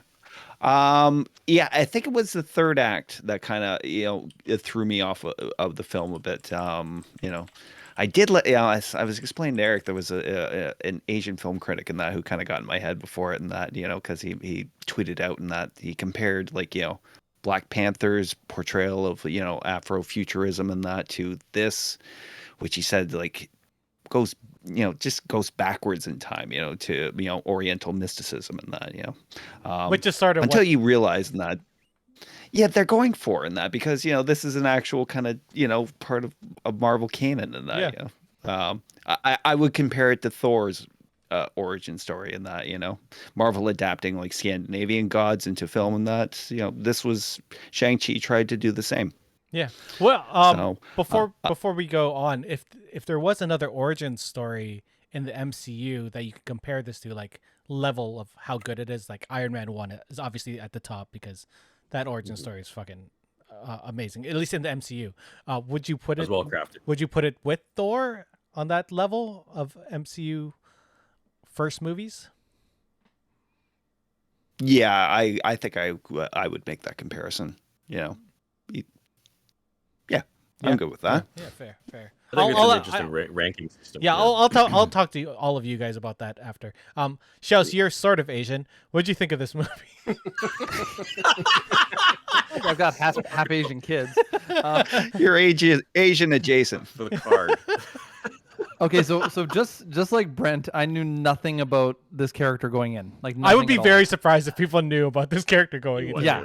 Yeah. But just like Hawk, I'm a huge fan of the actors in this movie. I loved this movie. It was one of the most fun that I've had in a Marvel movie in a long time. In fact, I was starting to get a little bit bored with Marvel movies a little bit. Like, I mean, since Endgame, I was starting to like, another Spider-Man, another, like I was. Shut your mouth. Another Spider-Man is a great thing. I do enjoy me some Spider-Man, but I'm just like I'm more interested right now in the stuff that's going on the Disney Plus. Like I'm more interested in the mysticism, the stuff that was happening with WandaVision and stuff. That's just seemed different enough to me that was getting me interested. And I loved the choreography in this movie. I loved the fight sequences. I loved the mystical creatures, the maze, and all. There was just so many things that just I was just so excited to watch as I was going through it, and I had a big smile on my face when the movie was done. So for me, this was probably one of my top Marvel movies, or at least over the last year or so. Wait, was there anything last year? It was just Black Widow. Last couple of years. That's a low bar. All right, Steve. Okay, I guess we'll have a lot to talk about. I'll have to figure out how to like summarize. I just want to make sure I say what I want to say before we get to spoiler territory. Yeah. Been trying to not form an opinion on it until today because I wanted to wait to see what you guys had to say because I feel like I'm a little too close to the subject matter, and I think that for Chinese people particularly, this is Marvel's attempt at a kung fu movie, and I think you could even say that there have already been Marvel kung fu movies if you want to look at tropes and those sorts of cliches and whatnot. And I think depending on your attitude, if you go into the movie really critical, it's more of a cliche movie than an homage movie. But if you can just sort of let go of that stuff, it's a great homage, to kung fu stuff. And like for me, it's like, okay, these are all the sort of typical plot lines, of a lot of Hong Kong movies. And for me, it's fine. You don't have to be original. But I want to stress for any Asian parents that you have to be very careful about judging a movie like this. Because we might go, it's mediocre or it's very typical and it's kind of a half-assed or passable kung fu, whatever. But in terms of the representation, which is going to be something we talk about, we didn't have that growing up. And I think it's more important that you take your kids to see the movie so they can just see, kind of cringy in parts, Asian characters behaving like everybody else in the MCU. I think it's really important to see Asian MCU people being MCU people, because I mean, there just hasn't been. And I mean, I remember when I was growing up, my mom used to make this huge deal whenever there was somebody with an Asian face on TV, and I thought it was a little kind of exaggerated. I didn't get it, But this is Geeks with Kids, and for whatever my feelings are about the movie, because I think I'm more on the fence. I don't think it was great. I don't think it was terrible. I would also say it's really important for kids to see it, because they're going to look past whether or not the movie, but they're going to see Asian characters being heroes, Asian characters being villains, just like all the other heroes and villains in the MCU. That's really important. So. Yeah, it has the same effect that Black Panther did on people, black people. I mean, I can't speak to that. I mean, I would hope so. Well, I can talk to that in particular, because I brought my daughters to see it just like 2 days ago. Went to the drive-in and saw it, and it was the perfect place to bring someone, because a lot of this film is in subtitles, and I wanted to bring my eldest to the theater and see it, but she can't totally read. Like, she can read really enough, fast. but it's fast. So I got to sit in my car and just read it to her, and she loved it. Like, it's endearing. Like, this past year has been really good for her in the film world, because she saw Raya, so she saw people of Asian descent being heroes, especially a girl. And then we got to see, and they were all likable. All the characters in Raya were good. Then we saw this movie, and she saw real life Asian people being heroic and doing normal things. They're just being on a big screen. Like, that's not like we There's have a lot of Asian cartoon characters, but yes, I want to emphasize real life Asian people being superheroes is important. Yeah, or even just regular Asian people. Like, they had obviously you can meet regular people too. Yeah, yes. they had a lawyer, obviously, because Asian people, their lawyer, a doctor. So we had to and screw ups too. Yeah, that's true. Our main two characters in general. I really enjoyed this film. I really did. As someone who grew up loving superheroes and never seeing anyone, I didn't know. I didn't know Shang Chi. I knew of the character, but I was more of an Iron Fist fan, which is sad because he's the white guy who does kung fu. Yeah. just to make a finer point too, because when Iron Fist first came out, there were all these people who were like, oh, they cast a white guy. No, Danny Rand was always white. He was white. Iron Fist was a white character, but yeah, he was the token martial artist, and there was this other guy called Shang-Chi who kind of showed up. He showed up ever so often along with them. Yeah, but it was always Iron Fist and Luke Cage. Yeah, and then Shang-Chi would help once in a blue moon. Once in a blue moon, exactly. Yeah, that's where Shang-Chi fits in. That's the only way I knew him growing up, right? Because you read Iron Fist and you'd be like, oh yeah, Shang-Chi is back for like one issue. Thing. He'll come back in a couple of years and do his like nunchuck thing. He had a bow staff, right? I can't remember. He could use anything, right? Shang-Chi is a master of all weapons. Yeah, but he always had one that he always brought around. I think it was a bow staff in I don't even the comics. know, honestly. I can't remember anymore. I did enjoy this movie. I thought it was a good entry into the MCU. I thought it was a good origin story generally. They did we'll talk about the stereotypes of MCU movies in just like 2 seconds. But I thought it was endearing. I liked the characters. I liked that they humanized the Mandarin sort of, which was sort of weird to say. And I enjoyed did a good that. job handling that. Plus Tony Leung, how could you not love that man? Right? No, he's good. Well, he is the bad guy. He is the bad guy, but you still love him. So, he's in a Killmonger. At least they made him a complicated. Yeah. And they made him a complicated bad guy, thankfully. Yeah. I'm going to try to make. Yeah. I'm going to try to make the Tony Leung comparison here for actors, and he very much reminds me of Alan Rickman, because he is very good at playing like an evil guy who has like that humanistic character to him that makes you like still appeals to you as a good person or as an interesting character. I could see that. I could sort of see that. To finish off my point, the actors they have in this, but not dead. Not the dead part. Oh, he's still very much alive.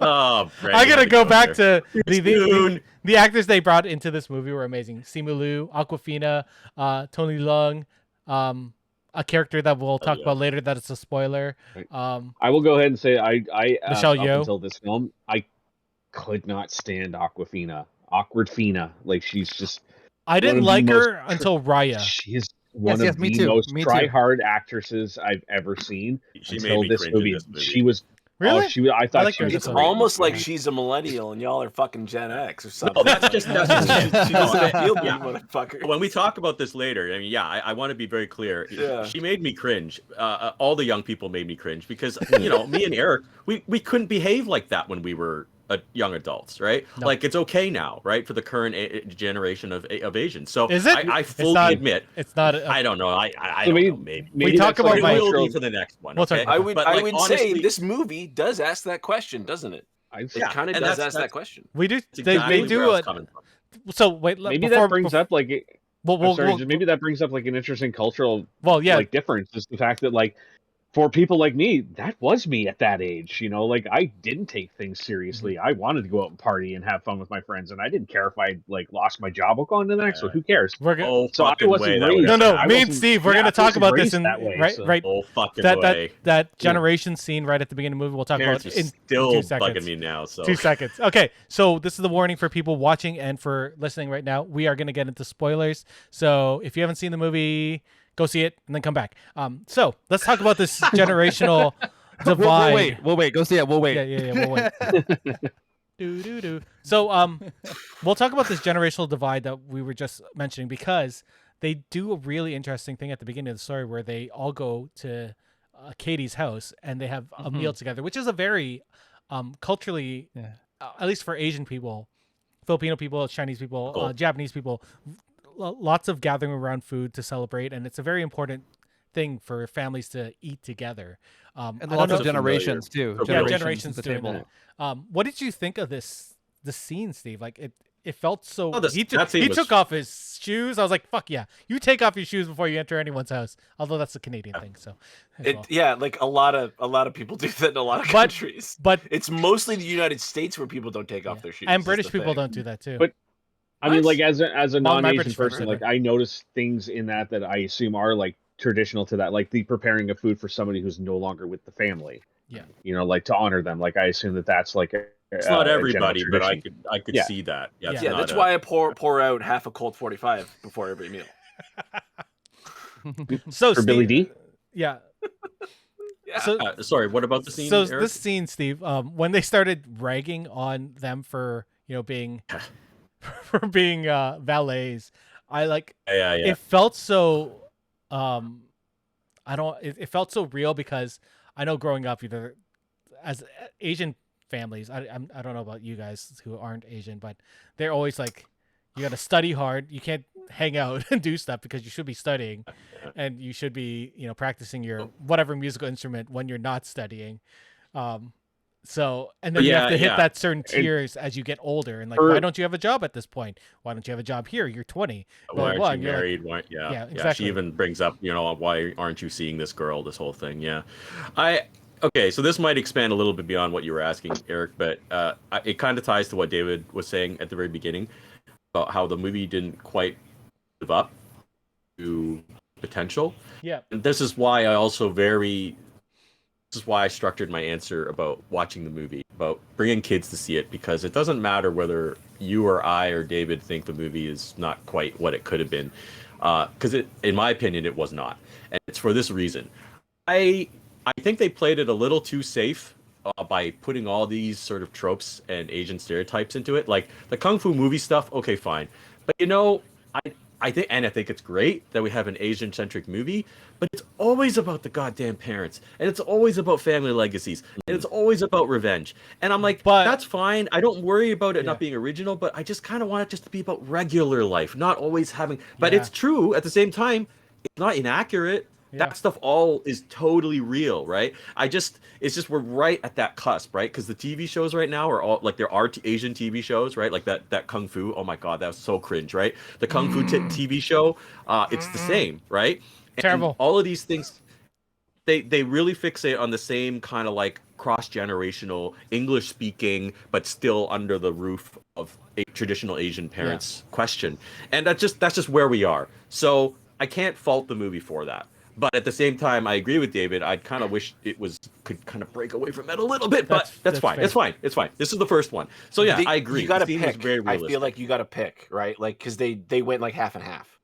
They kind of touched it and they didn't. Yeah. It's weird because the MCU's there's always been daddy issues. Like that's like the main thing of the MCU, right? You have Tony and his dad, you have Thor/Loki and Odin, and then you have like all the other like parent issues. And you see, that's why I was also very cautious about it, because I was like, I'm a little too close to the subject matter, so I can't judge it, because you're right. A lot of the other movies, exactly the same cringy kind of plots, right? It's just, why do I overlook it with those movies, but with this one I'm kind of like, you know. We have 3 Marvel origin stories about a son being overshadowed by his father, right? Thor and Odin, Tony and his father, and now we have Shang-Chi, right? Where it's like, do you have this looming figure who is incredibly powerful, incredibly wise and intelligent, and then the son has to like make up, okay, what choice am I going to make about my self-determination here?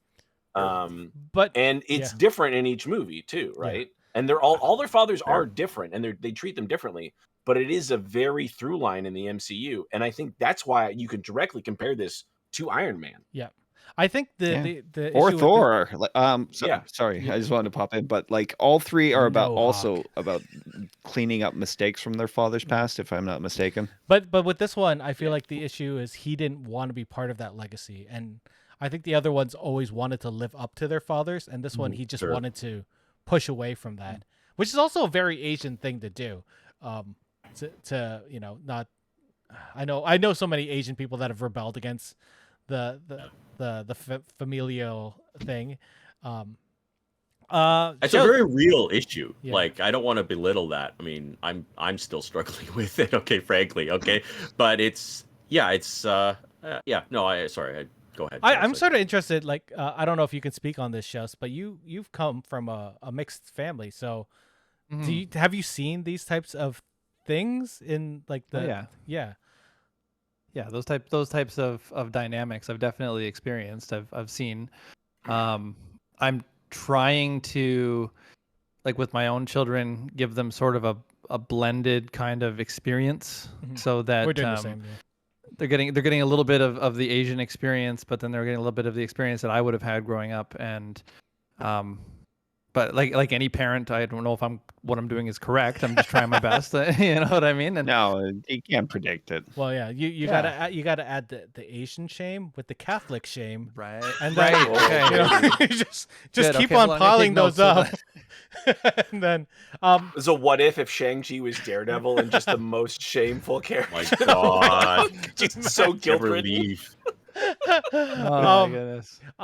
Yeah, it's an interesting origin story. I think it's pretty good in general. Like, I like where it ended up. But let's go into the characters and actors. We have to talk about Simu Liu because Canada Pride, right? We gotta. Oh yeah. I thought it was really funny when he was talking about his origin story in his high school and how this guy was gonna fight him, and someone yelled out, "Hey, Gangnam Style," and he's like, "I'm not Korean." I'm like sitting there, like, huh? Is that a Kim's Convenience joke? Nice. I don't know if anyone else got that, but what do you guys think of Simu Liu as Shang-Chi? He's good. He's charismatic, right? Like, he fits the role. His martial arts skills were pretty good. Yeah. They probably undercut him a little bit, I think. Yeah. With some of the creative cuts, like they could. Yeah, it's strange. Marvel... He's a martial artist and a stunt performer. So every Asian person, he's talked about this in general, about how whenever you audition for a role as an Asian person, they always ask if you know martial arts because they don't want to hire a stunt person for your role. They just want you to do all the martial arts. And he's like, it's shitty, but that's just what unfortunately happens as an Asian person. And you can tell everyone in this movie has martial arts training except for Aquafina.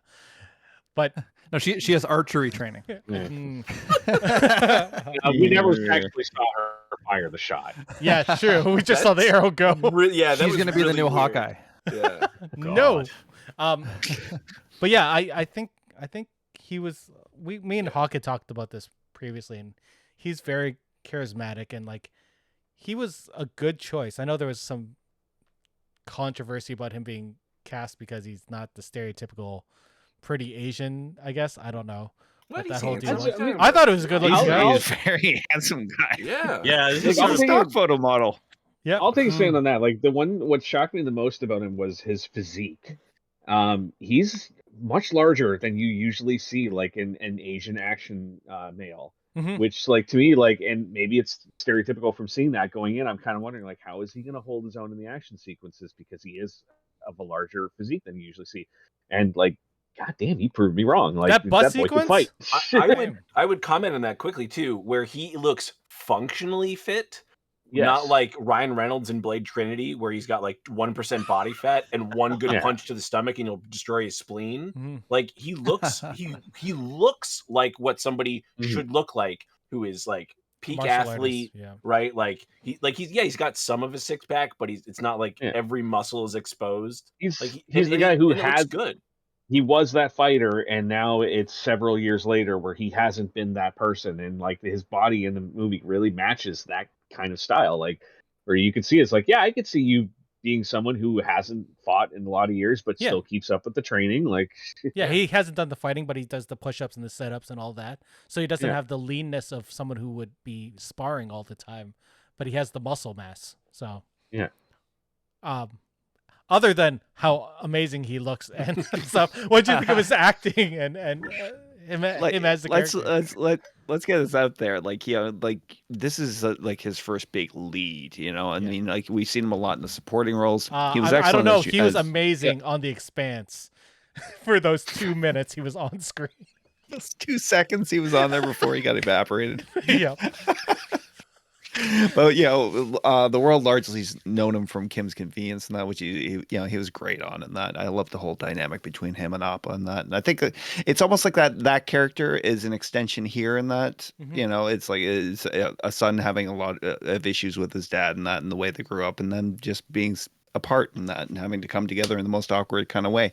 But the fact that he approaches this so confidently and that he is just instantly likable. As an actor, and I'm glad it was him that won out on this. Agreed. I'm glad they I didn't don't know get who someone they could super have big. got, really. Right. Although I Yeah. can't think of I any don't know big who could have Asian replaced him. actors that of his age range. Right. Yeah, It would have been the guy from Warrior, or would have been the guy from Snake Eyes. That's it. Which is Who's the same also- person. Yeah, it's- the same person. No, the other one. Andrew Yeah. Andrew Yeah, Golding. not Storm Shadow. I mean Snake Eyes, actually. Yeah. Yeah. Anyone else want to talk on Simu Liu? I thought he was wonderful. No. I thought he was fine. It's actually kind of funny you made that comment about what was it, the P comment. I just a funny story back in the day. I remember I used to sort of find Lucy Liu very strange looking, and it's funny to me because she was like in so many movies at that time because she's there weren't very many other people, and she's she's fun. But I find her very odd looking, and I think someone else pointed out to me that she is striking, which is sort of one of the reasons why maybe she was cast so much. But I still remember one time I went to see Shanghai Noon, and there was a Chinese couple in front of me, and the girlfriend was like, "My God, she's so butt." Except she said it in Chinese, right? She's so so only what? I could like. Oh, but Yeah, she's just so butt, right? And she's got a weird face, right? And I always kind of thought like I don't know whether that's what Western people think Asian beauty looks like, but Asians don't really think so, right? And so when I was sitting watching this movie, I was like, everyone's very plain, So like when you're talking about whether they're beautiful or handsome, I don't think anyone was ugly, but I have to wonder if this movie would do well in China, because I don't think it will, because everyone does not look superficially beautiful, which is either a good thing or a bad thing. But honestly, I thought everyone was really plain except for Michelle Leung Yeoh. and Michelle Yeoh. They're the two Gorgeous. best looking people in the whole movie. Everyone else is very realistic looking. Let me put it that way. Yeah. Maybe I've that's by done up. design. Yeah. Oh. Shows any thoughts on Simu? Oh, I've always been like I've been a fan of his since Kim's Convenience. Like he's awesome, and then following him on Twitter, like he's very much an advocate for Asian representation. Oh, I love him. Right, So much. like huge, like anything that goes on, like he's very active on social media, and just sort of watching him. I think wasn't that one of the origin stories of him being auditioned for the role in the first place, that he reached out to Marvel on Twitter. He was and said, "Hey, joking. let's." Yeah, in 2013, he's like, "When are we gonna Yeah. get our first Asian superhero?" Yeah, and then Yes, years I later saw he that. gets cast, right? Like it's Nice. interesting, but yeah, I enjoy his work for sure. For sure. Yeah, gotta love him. Okay, let's go into Aquafina because she plays a character which, we don't really see in the MCU, and that's a non-love interest. What'd you guys think of her? Mhm. You're talking about Just a friend. she's a Darcy from Thor. But she's not same the role. lead though. Darcy's not a Aquafina's lead. She's a Darcy's a support. secondary. Aquafina is the lead in this. Yeah. Yeah. Okay. Fair enough. So I She's good. agree with you, Eric. I started to like Aquafina more after Raya. Like I really enjoyed her voice acting in Raya. I found the actress a little bit annoying at first, and I mean that was her thing. She was like a millennial trying to be annoying on TV. Right? She was a rapper. She was a YouTube star. She did a bunch of that kind of stuff. But I found her quite endearing in this movie. Like I thought she was kind of a fun. I don't think she would have worked as a romantic interest necessarily, but I think she worked really well as the best friend. Like and she sort of was the audience that she was representing us on the screen, right? So she was the one that was being dragged along to all these places and standing there watching all the kung fu while everyone's kung fu fighting, as it were. Yeah, I liked her in this movie too. She was actually quite endearing, and my kids really liked her in this movie too because she was funny, and she was just there to make a comment and sort of be the reason the why MCU. why they're explaining things to us, like Joe said. Drop the MCU one-liners, yeah. So Yeah. Yeah. Yeah, that's the Makes thing that though. function. But like, she's fine. Is she funny? Like, was it funny? Right? Because I- I thought like Marvel movies typically have jokes in them, right? There's some funny gags, Hmm. and I was like, when's that gonna happen in this movie? Oh God, that's brutal. When Look, I thought she when's was. the gag happening? When's she gonna make a joke? I thought she was a little cringe, but I will admit I that didn't mind her. she fulfilled the MCU requirement for one-liners. But I've always said that Asian life isn't all that funny, so I think maybe that's where we're meeting. It's I think the weirdness in this is that it wasn't the regular MCU one-liners. It was like an Aquafina-esque sure. one-liner. And I wonder if It's like that's they where told the her divide just is. to ad lib. Exactly. Maybe, yeah. Brent Hawk, what'd you guys think of her? I like I said, this is the first role that I've seen of her that I actually enjoyed her, and I think that when I'm looking back on it now, is she was in the movie just enough. Mhm. They didn't overuse her to where she was in more scenes than she needed to be, and she drove people crazy, and she was in just enough to keep that story going for the audience and that. But I think that that's essentially what it was, is they used her exactly as much as they needed to. That's fair. Hawk, any thoughts? You look deep in thought. Yes. Yeah, I know. I'm trying to formulate an opinion. Like I'm not totally in love with her character in that, or her as a performer in that. I think it has mostly to do with she's kind of that 2000 and up, influence of like American culture on an Asian experience in that, and she appeals to people in that because for some reason her brand is just kind of blowing up in that. I don't get it, but I don't think I'm meant to. Fair. That's fair. I'm in the same boat. Yeah. I think. Yeah, sorry. I think they used her just enough in the movie in that, it's like, obviously she would, she's, is it wrong to say she wouldn't make a good like love lead in that? But I'm glad they didn't go that direction with her and She's Shang-Chi not in the that, right personality so, for a love lead, at least in these films, right? nah, The way they set it up. She's too spunky. not in a Marvel Yeah, movie. yeah. Yeah, exactly. Well, She's can I Ned, ask- Yep, go for it. Chefs. I'm just gonna ask a quick question and see if you guys thought this too. But at the very end of the movie, where she's been brought into the portal with Shang-Chi and she's talking to Wong, and he says both of your lives are about to change forever. I was trying to figure out what about her made her like she's not an Avenger or Because anything. normal people aren't supposed to know about magic. Right, Yeah. so she knows because about she's- it. I guess she can be there and she can know about it, but it almost seemed like the two of them are a team. They're going to work together to save the world. And it's like, well, he's sort of the superhero. She's his friend, and she shot a really cool arrow at the monster. But I couldn't figure out why her life was about to change aside from knowing some secrets that she wasn't supposed to know. Yeah, I don't know how they're gonna move that forward because that seemed weird to me as well. I team thought her up Wong with was talking Darcy. to us. No. Like I could see it. I could see it if she was more involved from his perspective. Like he wanted her there and he wanted her doing all this stuff. But like right from the beginning of the movie, it was like, you go here, I got to go away and take care of some stuff. No, stay. No, stay. All right, fine, you're coming. Yeah. So then at the end, it sounded like it's almost like he's just kind of resigned to be like, yeah, she's just gonna come along. Well, she's in the movie because somebody had to drive. That's fair. Yeah, and, which and is really, ironic because he was a Someone had to valet as drive the well. bus. yeah, I'm well aware, but that's the movie they made. yeah. So We know the reason why Wong wanted her to come along. It's so that they could all sing karaoke at the end. That was the That was reason. good. And that's true. for those who need to see more Aquafina, she was actually in the Dark Crystal Age of Resistance. So she was the collector in there. I don't know if you guys a remember lot that. of people were in that. And she's Yeah. gonna be in the live action The Little Mermaid. That's coming That's out cool. in 2 Okay. years or next year. She's Is she playing, playing King Triton? She is Scuttle, the seagull. Scuttle. The seagull. Okay. Go. Okay. Yeah. Sure. I think we're only going to talk about 2 more character actors because we'd be here forever if we went through the whole cast. All right, Let's- so Tim Roth is Abomination. Right? Did he actually come back for this movie, or Yeah, was he- it just? he did. Yeah, That was him. Oh, really? Okay. I liked I wasn't the sure ear, about the that. flippers. That was cool. Yeah, Nice- they nice went more callback. comic book. I loved it. Yeah. Let's talk about. What about Ronnie Chung? Ronnie Chang. Oh God, I love him. I wish we could talk about him, but we're gonna talk about Meng'er He's Zhang, who plays Xiling, who's Shang-Chi's sister. That character is new for the movie because his sister wasn't that in the comic book. Correct me if A I'm wrong. lot of sisters. I will say this: that character is probably the reason why I lean more towards the not liking the movie.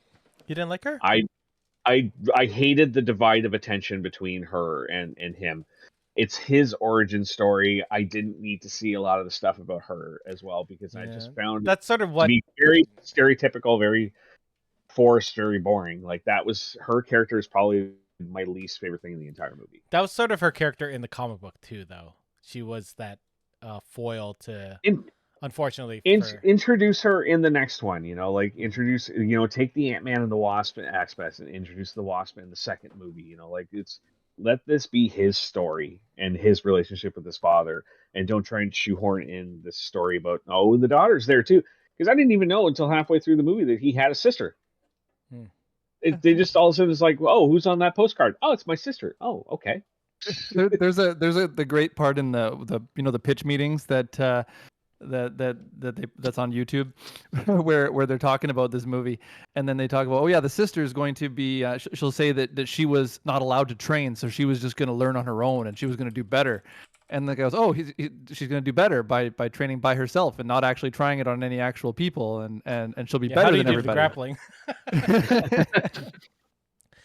She was sort of that foil in the comic book, but I'm confused why they had to rename her. I don't recall there being any name rights issues. Oh, isn't there like 4 or 5 different sisters? They just kind of merged them all into kind of one. Yeah, like sort of. she's not. Yeah, she's not a real character. I feel like her point in this movie was to show that she's going to take over the 10 Rings for the next, which I assume is she's going to be the bad guy of the next movie. Yeah. So I wanted to ask. That was how I read it. Was that she was actually taking over, and it was going to now be a bad guy organization again? You know. Yeah, I mean, let's be fair. They didn't, which just felt weird when Wong was there, but like they weren't a good guy organization. No. They ran an underground fight ring. Yeah, That's not yeah, exactly she was like always- G.I. Joe is known for its underground fight rings. Like that's not that's not what the good guys do. Yeah. This feels like the thing they were setting up at the end felt like they were trying to make an MCU amalgamation of the 10 Rings and the Hand. That's what it felt like to me. Like they're like, we can't really use the Hand right now. We're still in some weird Netflix bubble, although that would have been gone if this movie came out at its original time. If only there was another ninja organization in the MCU they could use. Right. But the hand is the most popular one. Yeah.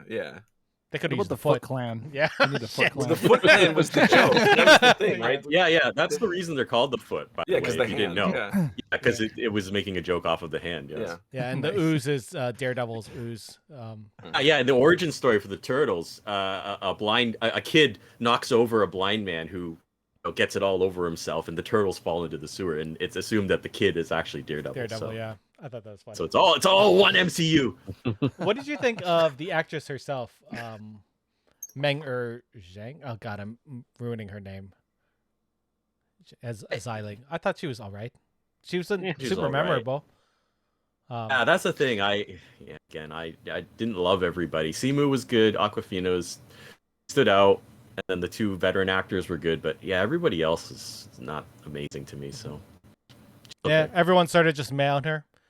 Yeah. They didn't use her much, so I couldn't really judge her. Right? It's one of those, like I It's said, sort of like like what this Brent's- movie could be better if they were more focused. And that's one of those things where it's like, okay, make her more of a focus of the story and let this actress do her job better, or cut her role way down, so that she's not like taking away focus of the important. I think it would have been more impactful for that end sequence where she takes over the 10 rings if she was closer with her brother at that point, right? Or sure, yeah, okay, sure. It would have been more impactful in the finale if she had her own kind of storyline at that point, but it just felt like she was just being shoehorned into his story, and she didn't have her own identifier in that whole final sequence. She was just there to help him to finish everything off, and that's ultimately where I think they failed with her. Fair enough, yeah. Which is odd because her character hates her brother in that movie, and she still ends up kind of helping him for some reason. Yeah, I think it's a little confused. I think you guys are right. I didn't mind her because I felt, well, okay, we've got this representation issue here, and you got this male Asian, but you do want to include, because they made it a point of like her being left out, right? And so that plot line, I feel, engages young girls, right, who know that they can participate and they should participate, And so I saw the value of that character, but I also agree with you guys. Yeah, I think it muddied the flow of the film overall. So I don't know. I'm not really sure what the decision making was there. We're just gonna do two small things. So I want to end on Tony Leung as the Mandarin because he's the best part of this movie, I think, in general. Oh, he's so good. Let's talk about Ben Kingsley as Trevor coming back, and then Michelle Yeoh as Ying Nan. What did you think of these two amazing actors coming back? You bring back Trevor Slattery, and I'm in. Like, he's just such an amazing character. You put Michelle Yeoh in anything, and it's better. It doesn't matter what it is. She's amazing in everything. Can we just take a moment to just think of this? This is Sir Ben Kingsley, who wins an Oscar for playing Gandhi. And now here he is playing the best friend of an animal with two asses and no face. And he's killing it and making you believe it. Like, so good. Oh yeah. So this is these two roles are kind of what like really broke the movie for me, because it was the most convenience you could have, right? It was like, oh, Tony Slattery's here. We're gonna get a bunch of exposition for no reason, because he can talk to this creature for no reason. He's the only one who can do it. Also, this creature's here. Why is this creature here? We don't know. How did it escape? We don't know. Why is this the first time we've ever seen it? We don't know. Also, where he's staying is right next to a wall that is easily broken, like Batman Dark Knight Rises style. Welcome to Marvel movies, man. And okay, but you can hang a lantern on things, and you can be. There's 3 conveniences in one. You're playing blackjack with 3 jokers for some reason. Like, that's not okay. If we're going to take this logic with a Marvel movie, then we're going to go all the way back. No. This is so. I Iron Man genuinely feel this is so far beyond. No, what they they asked him to make a weapon for him. They gave him the parts, and he made a thing. In this movie, they put him in a dungeon, and he's like, "Cool, this dungeon literally holds no one." This is not a dungeon. It's not a dungeon. It's his green room because he's. It's not a dungeon. He's their jester. And then I thought, oh, I got it. The dad knows they're competent. They're going to escape, and he's going to follow them. Nope, that didn't happen. What? Why would you? That's classic villain stuff. No, he literally doesn't need them anymore. Yeah. They have to break out. What? And then Michelle Yeoh like gives them like cool gear, which is cool. Wait, he and, did like, need them to break. He did need them to escape because Nope, he didn't. He only needed their pendants. That was it. He didn't need them anymore. He threw them in the dungeon, and he wanted them to come along. Like, I don't think the issue was that he just needed the pendants. He wanted his family reunited. He wanted the family back together. He wanted them and all then on when the they same said page. no, he threw them in the dungeon that doesn't hold people. But he was gonna bring them when he. I thought they needed them to escape. So because he knew there was a day that he could pass through straight through, right? Already knew all that. He knew the day from when he did the thing. He literally just shows up after, and the creature leads them. The creature goes, "Oh, I know we can go anytime, though." The creature's like, I can lead you through the thing at any time. It's fine." I accept that MCU movies are fairly loose with these sorts of things. I do agree with you, David. That is actually a little bit much, but I do forgive it because Ben Kingsley is awesome. So I see both sides. Yeah, I want to read something from Twitch because Vocal Tomes is on there. Hi, Brittany. She says Ben Kingsley was an excellent token white guy, but ultimately my least favorite part. Yeah. Interesting. Kind of agree. You know, I love Trevor Slattery in Iron Man 3 in that, you know, but then again, that was Trevor Slattery. Gave me a speedboat when he was drunk and that. He's like, I did things man shouldn't do. In this, we meet him. He's sober. He's a prisoner, and that who's basically just forced to do performances over and over again. He's the comic relief. Yeah, he's the comic relief. He was the second comic relief. Awkwafina, right? Yeah, but he's also not just the comic relief. He is the MacGuffin to get them to the thing because he has to translate for Greg. What was the name of the two-ass flying creature? Norman or something? Is it no one. Clearly, it didn't matter because no one can remember. God damn! It's like all the names in Avatar. I do appreciate his little speech about Planet of the Apes. I thought that was fucking hilarious. That killed me. That was the only time I laughed in the movie. I laughed so hard. I was like, "Oh God, people are gonna look at me." They can teach those he monkeys didn't to make ride the horses. apes ride the horses. They were acting. I could do that too. Brilliant. Morris. His name was Morris. I like that even though that they brought him along all the way to the final battle sequence. I liked what they did with this character in that, where they didn't try to give him some kind of heroic moment or anything, or any kind of. It was just like you don't see him for a while, and then where is he? Oh, there he is, laying dead on the ground. Yeah, it's like pretending. I'm pretending. And Morris came in and pretended. I'm happy with that. Acting. Oh. Yeah. All right. I don't need to see him pull some heroic moment. Can I mention something else that we haven't talked about at all? No. And that would be no. Yeah, you can go for it. I'm going to anyway.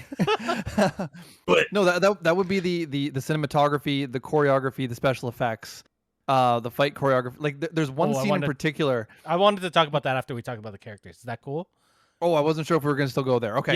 Yeah. Because I think all of those need to be talked about because this is a action Hong Kong-esque style, and its introduction into the MCU while also adding MCU elements, which I didn't quite like. We'll talk about that.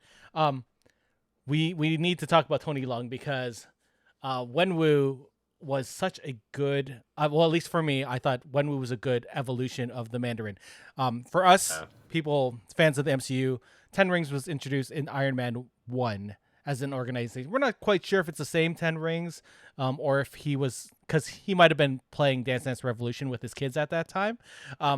But we do get no. him He there. explicitly said it's not his 10 rings; that it was appropriated. Okay, I wasn't sure if it was a splinter by group. Obadiah. Obadiah Stane created that 10 rings for that movie, basically. They just took the legend and interesting. Yeah. Okay, cool. I didn't realize that. What did you think of this evolution of the Mandarin? Because we had seen this legend sort of played in and out during Iron Man 3. And then fucking what's his name said he was the Mandarin, then breathed fire. That's the one line that Yeah. kind of sucks because I kind of thought it was like obviously they're not gonna like how long ago was Iron Man 3? Like, oh my god, right?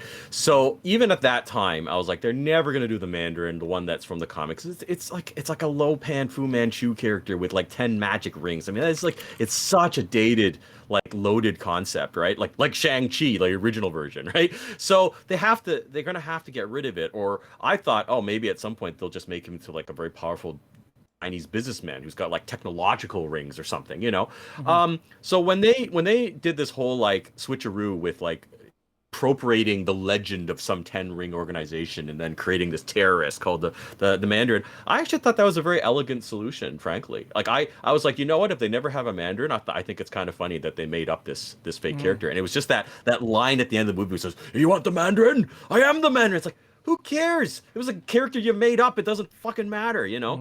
And then, if for people who don't know, there were these Marvel shorts, and there's one called "All Hail the King," which follows Slattery in prison, and he's just like the prisoners love him because of his acting. Yeah. I do highly recommend that you watch this scene because it does connect really well with this film. And that's the thing that I guess that amazed me the most is like that one silly skit ended up connecting to this movie, and then they slotted it in perfectly because Leung actually made fun of the name the Mandarin, you know, and I was like, that's hilarious. Like they really knew how to like bring it all together into something and modernize it, like really clever, I think, you know, all things considered. Because I was fine with the Mandarin being nothing, right? Yeah. But I was amazed with how they managed to script that, especially and smooth something it all that's out. so stereotypically Asian with those air quotes, and Mandarin. I mean, to have to have them make fun of the fact that that's a small orange in this movie. And I was like, God yeah. damn. That was also kind of, he's like making fun of me. He named it after an orange. I'm like, or did he name it after like one of the most popular languages on the planet? That's fair. Maybe. It's still weird though, right? I mean, that's the reason he was called the Mandarin, because it was meant to be like this sort of like the Chinese threat, you know? Yeah. So I think they handled all sides of it very well. I do have to take points off of Tony Leung because he didn't breathe fire. Whereas no. Aldrich Killian did breathe fire. So, you know, I'm just Nope. We all know all Mandarins should breathe fire. Oh yes. my God. no, I'm being an asshole. What I enjoyed about this Mandarin, especially Tony Leung being such a veteran and amazing actor, is that he created this dad character that, you know, super scary at first when you see him in the initial fight scenes as, you know, Wenshu, doing all of his thing, and then, you know, him turning into this very loving father who, you know, through tragedy becomes an asshole again. And I feel like, was it that his wife was the reason he wasn't an asshole? yeah, exactly. Yeah. So right? he reverted. He didn't become a different person. He just suppressed it so he could or maybe enjoy he himself, right? You know, people can change. Maybe he got better, and then she all brought that- out the best in him. Yeah, and all that angst and stuff Yeah. just like destroyed him again. And like, there's not many actors that could make you like a villain. Michael B. Jordan as Killmonger was very endearing for me. At least I thought he was a villain that I understood, and I knew why sympathized with him, he yeah. sympathized with him. And Yeah. for Wen Wu, I felt the same thing. I sympathized with him. Like, I could see why he's doing all of this so he can get back his wife, especially if he thinks that this This is a mythical chance, right? thing was they'd actually just taken her away from him. Like, what wouldn't you do for your family, as fucking Benedict Cumberbatch said in Star Trek Into Darkness? What You need to I'm do these sorry. things to me, Eric. No, it's a good These line. wonderful discussions, and then But yeah, what did you think of Tony Leung as like that evolved Mandarin, like as an actor? You Like, just made me realize that the character from Shang-Chi is very much based on Clint Eastwood's from Unforgiven. You know, this person is just like, you know, whose whole life had just been evil, and then he met someone who changed that for him, and you know, after their tragic death and that, you know, he almost reluctantly goes back to the only thing he knew. it is a little bit different though, Ah. because this Mandarin villain character, he couldn't escape his past. Like, there was no way, because he did No. that, like, you know, everyone knew it was going to catch up to him, you know, and so, you know, like, that's the thing. I mean, he had 300 years of tyranny, you know, and it wasn't just it like 1,000? It was 1,000, yeah. He was 1,000 alive years, 1,000 years. He didn't necessarily Okay. rule anything for 1,000 Sure. years. So right? yeah, so he killed a lot of people, you know. Yeah. So it's like, it's something that, yeah, you can't clear that, you know. So I thought they That's were an gonna interesting like idea. say he was like Genghis Khan or something, but kind of presume he might have been. I think don't he know. said that was like one of his names, wasn't it? Mm. Didn't he say that? I think they mentioned he was a Khan. Yeah, possibly. so now that you guys are talking about that, like, whereas his wife kind of like makes him good for a while, he's basically just John Wick. except he fails in the end, and John Wick never fails, right? Like it's Yeah. the same kind of character arc where it's like you've got this Good incredibly pencil. badass, But and then for a time, right, he's okay, and then that thing is taken away from him, and he comes back to being yeah. Well, if bad guy. when Wu also had a dog and then the good guys killed it, I feel like he might have just upped his game a little bit more. Um, so let's go into the actual. We've talked about a lot of the movie, but we haven't talked about sort of the behind the scenes, the choreography, the direction, and cinematography. And this being a Asian kung fu movie, they sort of played on Destin. What was the director's name? Destin Daniel Cretton. Destin Daniel Cretton. Definitely brought in a lot of the tropes and this cinematography of Hong Kong style action films. What did you guys think of the MCU-izing of that? Shells, I cut you off earlier, so you should start off this section. Okay, yeah, thanks. Yeah, so like I was definitely getting like Crouching Tiger vibes, with a lot of the color palette, the lighting, the way that the camera would sort of circle. One of my favorite scenes was that initial fight that Tony Leung's character had with his sort of future wife, and the way they were making eye contact and the camera was sort of spinning around them, and you could see the sort of love was starting to grow between them as they were almost dancing in this martial arts battle. That was Lee, played by Fala Chen. So okay, yeah, it was beautiful, and I love the use of airbending that they seem to be able to do. Just whipping up the air and throwing the stuff around. And I just love that kind of stuff. I'm a sucker for that kind of special effect, like that kind of gorgeous, beautifully choreographed fight sequences like that, which is why I enjoy movies like Crouching Tiger, Hidden Dragon. And so seeing that kind of stuff in this movie, I thought was just amazing. there were definitely Vocal. there were definitely hints of, I don't know if you've seen the movie Hero from 2002, but a lot of that first sequence for sure was definitely inspired by a lot of the choreography and the shots in that.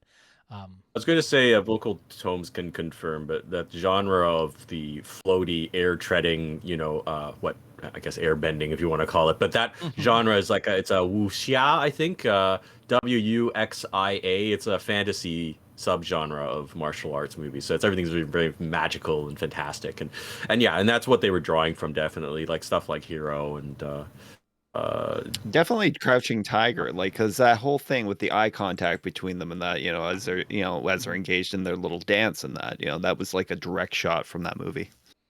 I think my issue with this movie, at least the way that was choreographed and shot, was I know that all of these actors can fight. I know they're all either martial artists or stunt performers or both. Sure. Most often both.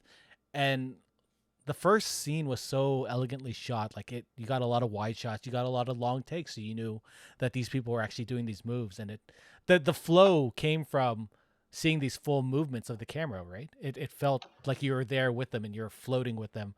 But once you get into the bus fight and all the other shots where everything is cut really close and then cut really not as fast as a Liam Neeson movie, but still pretty fast.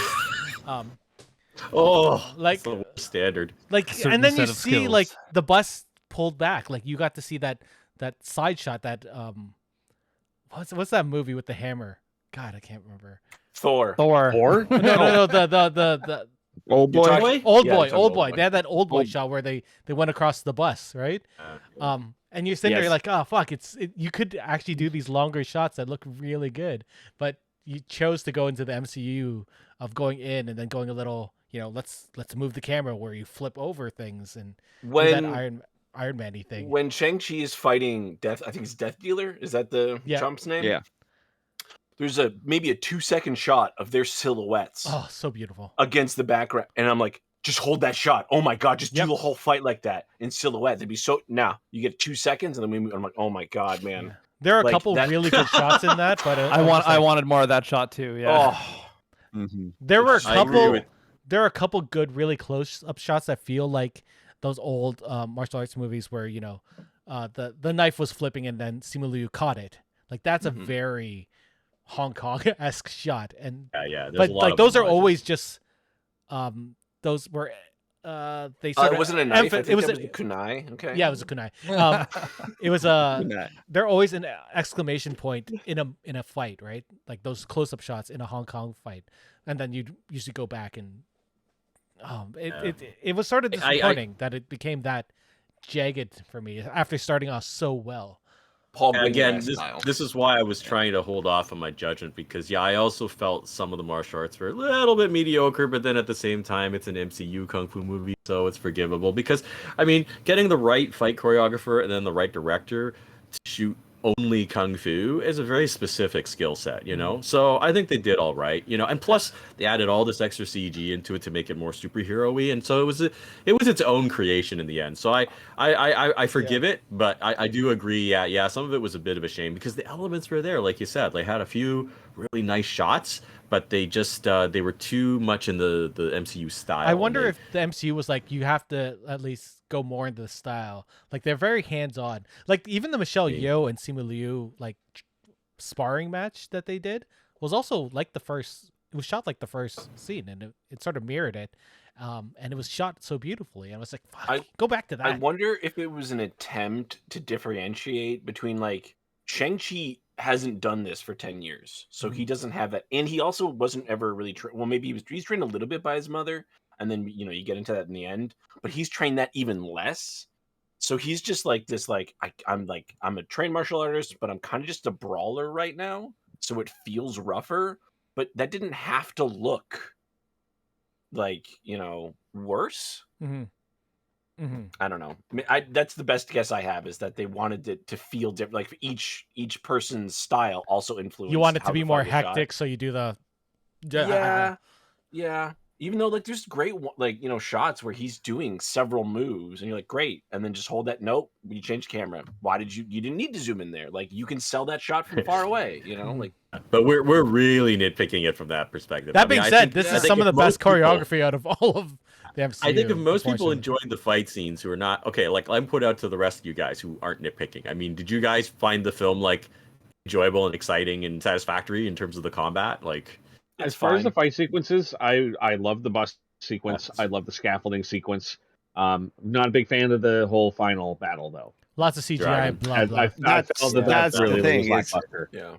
Yeah, I agree with that. Like once I moved to the third act, and it's like it was like you feel like a huge chunk of that movie just got handed over to the CGI directors and that to finish off and that, and it just it takes away from like, you know, what we saw earlier in the film. You know? What's really sad is sorry, Hawk, go for it. Oh, I said we want. I think what I was looking for was more of an epic. Like the final battle should have been more of an epic battle between him and his dad. You know, it's like you know. Instead, you know, they had the death dealers. Dragon versus dragon. When it started, that last battle, and it was like his army versus Simu Liu's people. I keep on calling him Simu Liu when I should be saying Shang-Chi.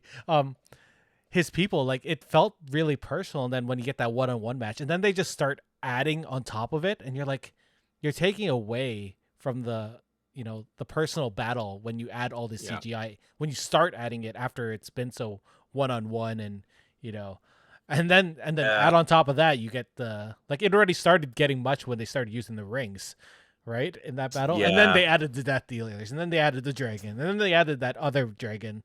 Do you mean death dealers? You mean soul suckers? Soul sucker, sorry, death dealers. Yeah, I was chump who got sucked. Like, literally. Oh my god, what a waste! They could have really done something in that. I mean, like, you know, Brittany actually thought that it was going to be revealed that Michelle Yeoh was actually death dealer. You know, she predicted that years, you know, back when this was first announced, and we saw the first footage and that. But you know, a waste of a character, you know, because it's like got taken out like a chump. Well, you know, it's like Boba Fett. I was just about to say that. Yeah, I think that was on purpose, but it also just is not cool, right? Where it's like, oh, here's a super badass who can like fight Shang-Chi to a standstill. Oh, they're dead. Yeah, but the Romanian with a sword arm. He gets to stick around. By the way, they call him Romanian. He has an American accent. Don't understand that. That's fair. Harcroft said on Twitch, in my opinion, the best one-on-one battle was Shang-Chi versus the unnamed assassin at the Fight Club, which is the death dealer, I assume. Let's see, what did I miss? Oh, We didn't talk about the rings. They sort of changed things. They were finger rings, and They each did. had a different power in the comic books. But now they're sort of these arm bracelets. Kind of like a whip. It's like a whip now. That Yeah, You it's can like an do different energy things around with and things. them, and Yeah, it's like an That's energy. fine. Well, I think they were running into a real problem with that because those rings controlled like some sort of a basis of like matter manipulation and that as Yeah. far as like life, death, whatever. Don't they It can also manipulate summon Fin Fang energy. Foom? Yeah, Yeah, Maybe. Right? Yeah, that Something might be like right. that. I don't Alien remember. dragon from another- So like, they're running into the problem that these rings could overshadow like the whole what we always saw with the Infinity Stones and that. So they had to change. I wonder if the rings might be the next Infinity Stone thing, where it's like, because they're like, we don't know anything about these. What could they do? Maybe they throw They're them and sending you a jump through, beacon. like Sonic or yeah. There was that like- beacon, and I wonder if it's going towards those Yeah. Fing Fang Foom people. the because Dragon Homeworld. I don't remember what they're called, what his species is called at the moment. But yeah, it's like there were those two end sequences, the Benedict Wong / Captain Marvel / human Bruce Banner, which I thought was interesting. With the broken arm. With the broken arm because Still of with the a busted up arm. because of the snap. The snap. Or the snap. What do you think of that sequence where they start setting up, I guess, Eternals and some other stuff like that? I don't even know. I mean, Ooh, that would be neat if the rings had some link to the Eternals. Actually, that would make a lot kind of of sense. assumed it yeah. was. Yeah, Just I 'cause kind of I've- turned my brain off by that point in the movie. I've been avoiding all the trailers for everything for like this whole year, so I was very disappointed to be sitting in the theater with all these trailers blaring at me at the beginning. God damn it! What I'm trailers did so you get? glad. I ended up getting the Eternals, the Spider-Man one. Yeah, I got those two. Thank God there wasn't a think it's Dune Spider-Man one. one. Holy fuck! I, I would've got been a so Dune mad. one as well. Oh, I got a Dune one. I got didn't get a Dune and Dune I got one. Eternals.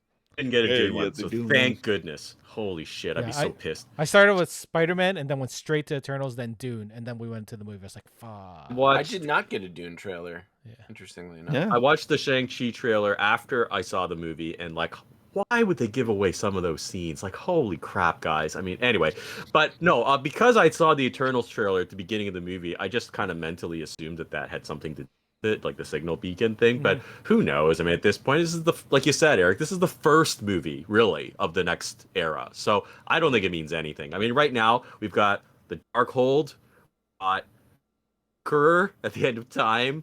We've got the ring sending signals. So who knows how any of it's connected? I mean, It's I all don't know, connected, whatever. man. It's all Whatever. Mephisto matter. confirmed. To end us off, are there any Easter eggs, cameos that you really enjoyed in the movie? Shows. Yeah, I mean Wong. Was Oh, cool. Wong, having Wong and Yeah. Wong and Oh yeah, the Aquafina. Abomination was fun. Yeah, It The did Tim Roth also Abomination feel one. weird though that like the one Asian character they the brought only other into one. this movie. There's only But- how many? You gotta get them all in the same. You know what I Yeah. mean? But it's like I don't know. It's like weird, but it makes sense. But it's also like not all Asian people know each other, asshole. Like come on. No. In the MCU, someone's gonna ask. They're gonna they're say, "Hey, they're not I know Canadian." Wong. Do you know Wong? He's in the MCU." And they'll be like, "Yes, I know Wong." They also had one of the Black Widows in the fight sequence in the bar area. Really? other than- yeah, she was Didn't know that. she was one of the glass rooms before they get up to the Abomination. She was Oh, that girl. I missed that. Yeah, you see her shoot that red shit out of her arm, and like stuns a guy. Yeah. I'm trying to think of any other cameos. We get the ones at the end. Captain Marvel did, her small little bit, and then fucked off as is her way. Is it going to be a trope that Captain Marvel's just always too busy for everyone's shit? Yeah, she always, like every time she's been on a call, she just I gotta leaves. save the fucking univerce again. Like, Yeah. okay, Captain then just Marvel make 2. that fucking movie. Stop. Captain Fine, Marvel yeah, but- 2. I ain't got time for this shit. Oh my God. I'm too old for this. I am looking forward to the Marvels movie, though. I can't think of anything. Anything else you guys want to touch on before we end this? Oh no, I'm just enjoying. Like, I mean, I've been happy with the build up. Like what Joust was saying. Like, yeah, I was a little bit tired after Endgame, but I was curious, and I've been really happy with everything that's happened with the TV shows, and now we've got all these factions in place, right? Like, we got the Power Broker, like working behind the scenes. We got Zemo back in prison. We got a whole bunch of rogue Black Widows, and we got 10 rings. Skrulls. 10 rings back in Random Scrolls, whatever, right? So yeah. we got a lot of factions, a lot of agents moving Yeah. around. So I'm really hoping to see like Black Widows and 10 Rings guys fight at some point. Like It sounds like it's kind of a mess, though. You know, It is a like That's mess. what I It is a like. mess. I like that there's a mess. Yeah. I hope oh, you like the 10 Rings '90s Marvel improve- comics? Okay, It sounds like they need a team of superheroes to come in and clean things up. maybe I- led by... The Young Oh, Avengers. sorry. Go ahead. There we I go. was gonna say, Defenders. I hope they converge some of these things so they're not all like disparate. Like I'd like if like some of these Black Widows ended up in the 10 Rings organization, you know, and you know just make because that would be like, oh, that's like serious shit, you know. But who knows? Who knows? And Power Broker ends up working with her, you know. So I don't know. That'd be cool, but we will see. We'll see. We'll see. But that was good. It was good. That was a good start. Yeah. I guess the best takeaway from this movie is that Eric's and Schaus's kids loved it, and I think that's who this movie is ultimately made for, and that. So, big Yeah. up for that. Yeah, Yeah. you shouldn't have listened to 2 hours of our opinion, to be honest. Yeah. Maybe I should. Maybe I should record because it is true though. Like, because Iron Man came out in 2008 when I was 20, Mhm. so that was like cool because I like comic books. But Eric, your kids are very young. Yeah. And 7 and 'cause- 3. Presumably, if things go well, we're gonna get more of this, and they're gonna get Yeah. more representation. So it's not like this is a bad movie. It's Mhm. I think it's fine. A lot of people like it, which is great. So you get more of that. Better for your kids. It's not like they're like my nephew, who's 17 or whatever, and 15. He's just like a normal white kid. Like this doesn't hurt him in any way, and he's already got plenty of representation. Yeah. All those kids have what they need. We need more stuff like this. Like Marvel's done 2 minority movies now. Mhm. Out of 24 movies, Black Panther and Shang-Chi, we need more, Yeah, right? for And not sure. just so hopefully this movie does well, and that means not just Marvel Well, movies, but just all of Yeah. Hollywood can put out We've already got Miss Marvel on the way. Yeah. good. It's amazing. Yeah. It's funny. Now 'cause that's actually that's a question I want to ask you, Eric. Yeah. Like in pertaining to your daughter. Now, what do you think is going to be more impactful for your oldest daughter? Is to see like Shang-Chi, which is like teaching her about like the Asian culture in terms of superheroes, Mhm. versus like a Kamala Khan, which is going to be more about like her age range Yeah. almost as a superhero. Well, What do you think is going to like kind of speak to her more? it's interesting because I've talked to her about. We talked about Raya when we watched it, and we talked about Shang-Chi afterwards, and like she talks about how she really enjoyed them, like just to start it off. But she'd also say things like, "Oh, they look like me," which is, not something you hear from an Asian kid, and Yeah. it's great to hear that, and to see these people. And then she was so excited watching these, like seeing a girl kick ass on screen, right? An Asian girl kick ass on screen, especially when Shang-Chi was the main character. She's like, oh, she's so strong. She knocked him out. That must have been a hard kick or something like that.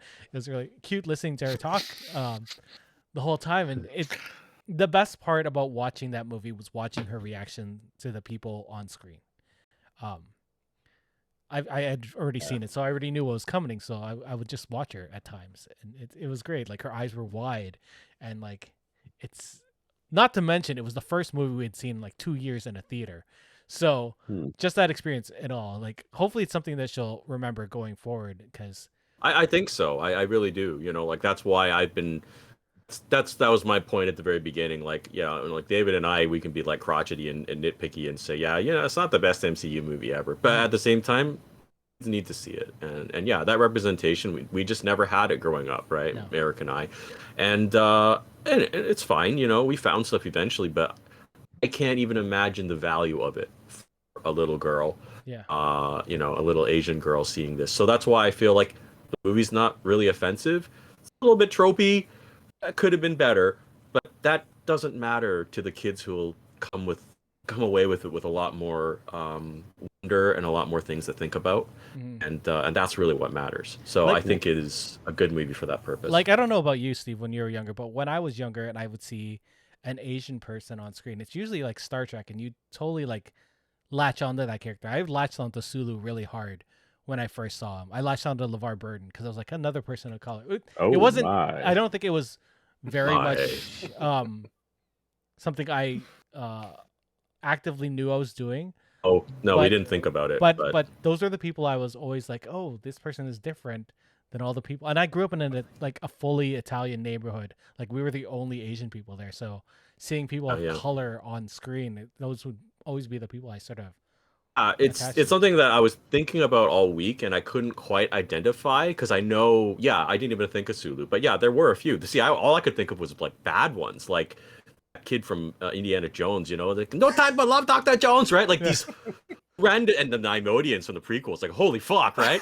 Yeah. That's where I saw the down. There's so few, right? Like that's the thing. And then there was the one kid from Goonies, right? This Japanese stereotype with all the gadgets and the cameras. That's the same kid though from Indiana Jones. No, and that's what I'm saying, right? Like, see, I went to Sulu and I went to Harry Kim. Sure, Harry Kim never got past ensign, but he was generally a good character. He was in charge of moving that whole fucking ship though. Yeah, right? But you know how many times he died, and like the whole time he was lost in space, he was just worried about his parents. Okay, so again, we couldn't get away from these plots. Okay, that was his whole arc. Listen, nobody here is saying Voyager is some of the best Star Trek that's out there. No one. I do like Voyager a lot.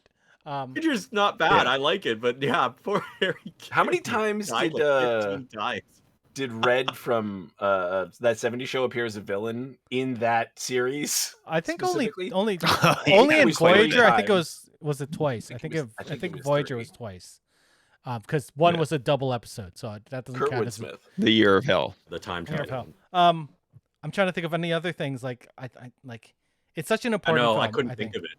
Like it's such an important film for me. It's a good time though. It's a good time right now, right? Because you have Abominable, damn right, Rhea, and you have this movie all together, and it's normalization, and that's really the most important thing. Is just seeing Asian people just being jackasses like everybody else on screen. It's not just that's why. It's not just Asian people. We're getting a lot of representation for various different ethnicities right now. Like we were watching, what's that monkey movie? What was that monkey movie called? Planet of the Apes. Monkey one. They could teach those monkeys to ride horses. So there's a Netflix film called Vivo, and it's about it's all based on Cuban music, and it's just like these are all things nothing. There was nothing like this when I was a kid growing up, and seeing all these different ethnicities getting their time to shine very accessibly for all of us. Like we're gonna get Shang-Chi on Disney Plus in a month, so. You mean I spent all that money? I saw it for free. I used my scene points. Free Guy's coming on pay-per-view at the end of this week, so if you don't have to go to the movie theater to see it. Also, I might go see it tomorrow. Actually. My kid very much liked. You should honestly support that movie. It's an excellent movie. Go see it in theaters. It's also very visually. Yeah, I saw it in just ADX after the shit show that it went through, just trying to get a release date through the pandemic. I'm like, I feel almost obligated to go see it in theaters. I thought it was going to be bad because of how many times it got pushed, but it was actually damn good. It was stupidly good. It shouldn't be that good. No, I honestly just want to shut my brain off and enjoy enjoy something for a couple hours. Open your brain, open your heart. That's what that movie is. It's very good. Yeah. That's how we end. That's how we end this episode. So nice. let's thank the fine people on this podcast: Dave, Hawk, Steve, Brent, and Shouts for coming on and talking about Shang-Chi and Why the Last Man, although we just did a little bit of that. I look forward to seeing this movie again. This is a movie that I'm definitely going to buy. This is a movie I'm going to keep in my...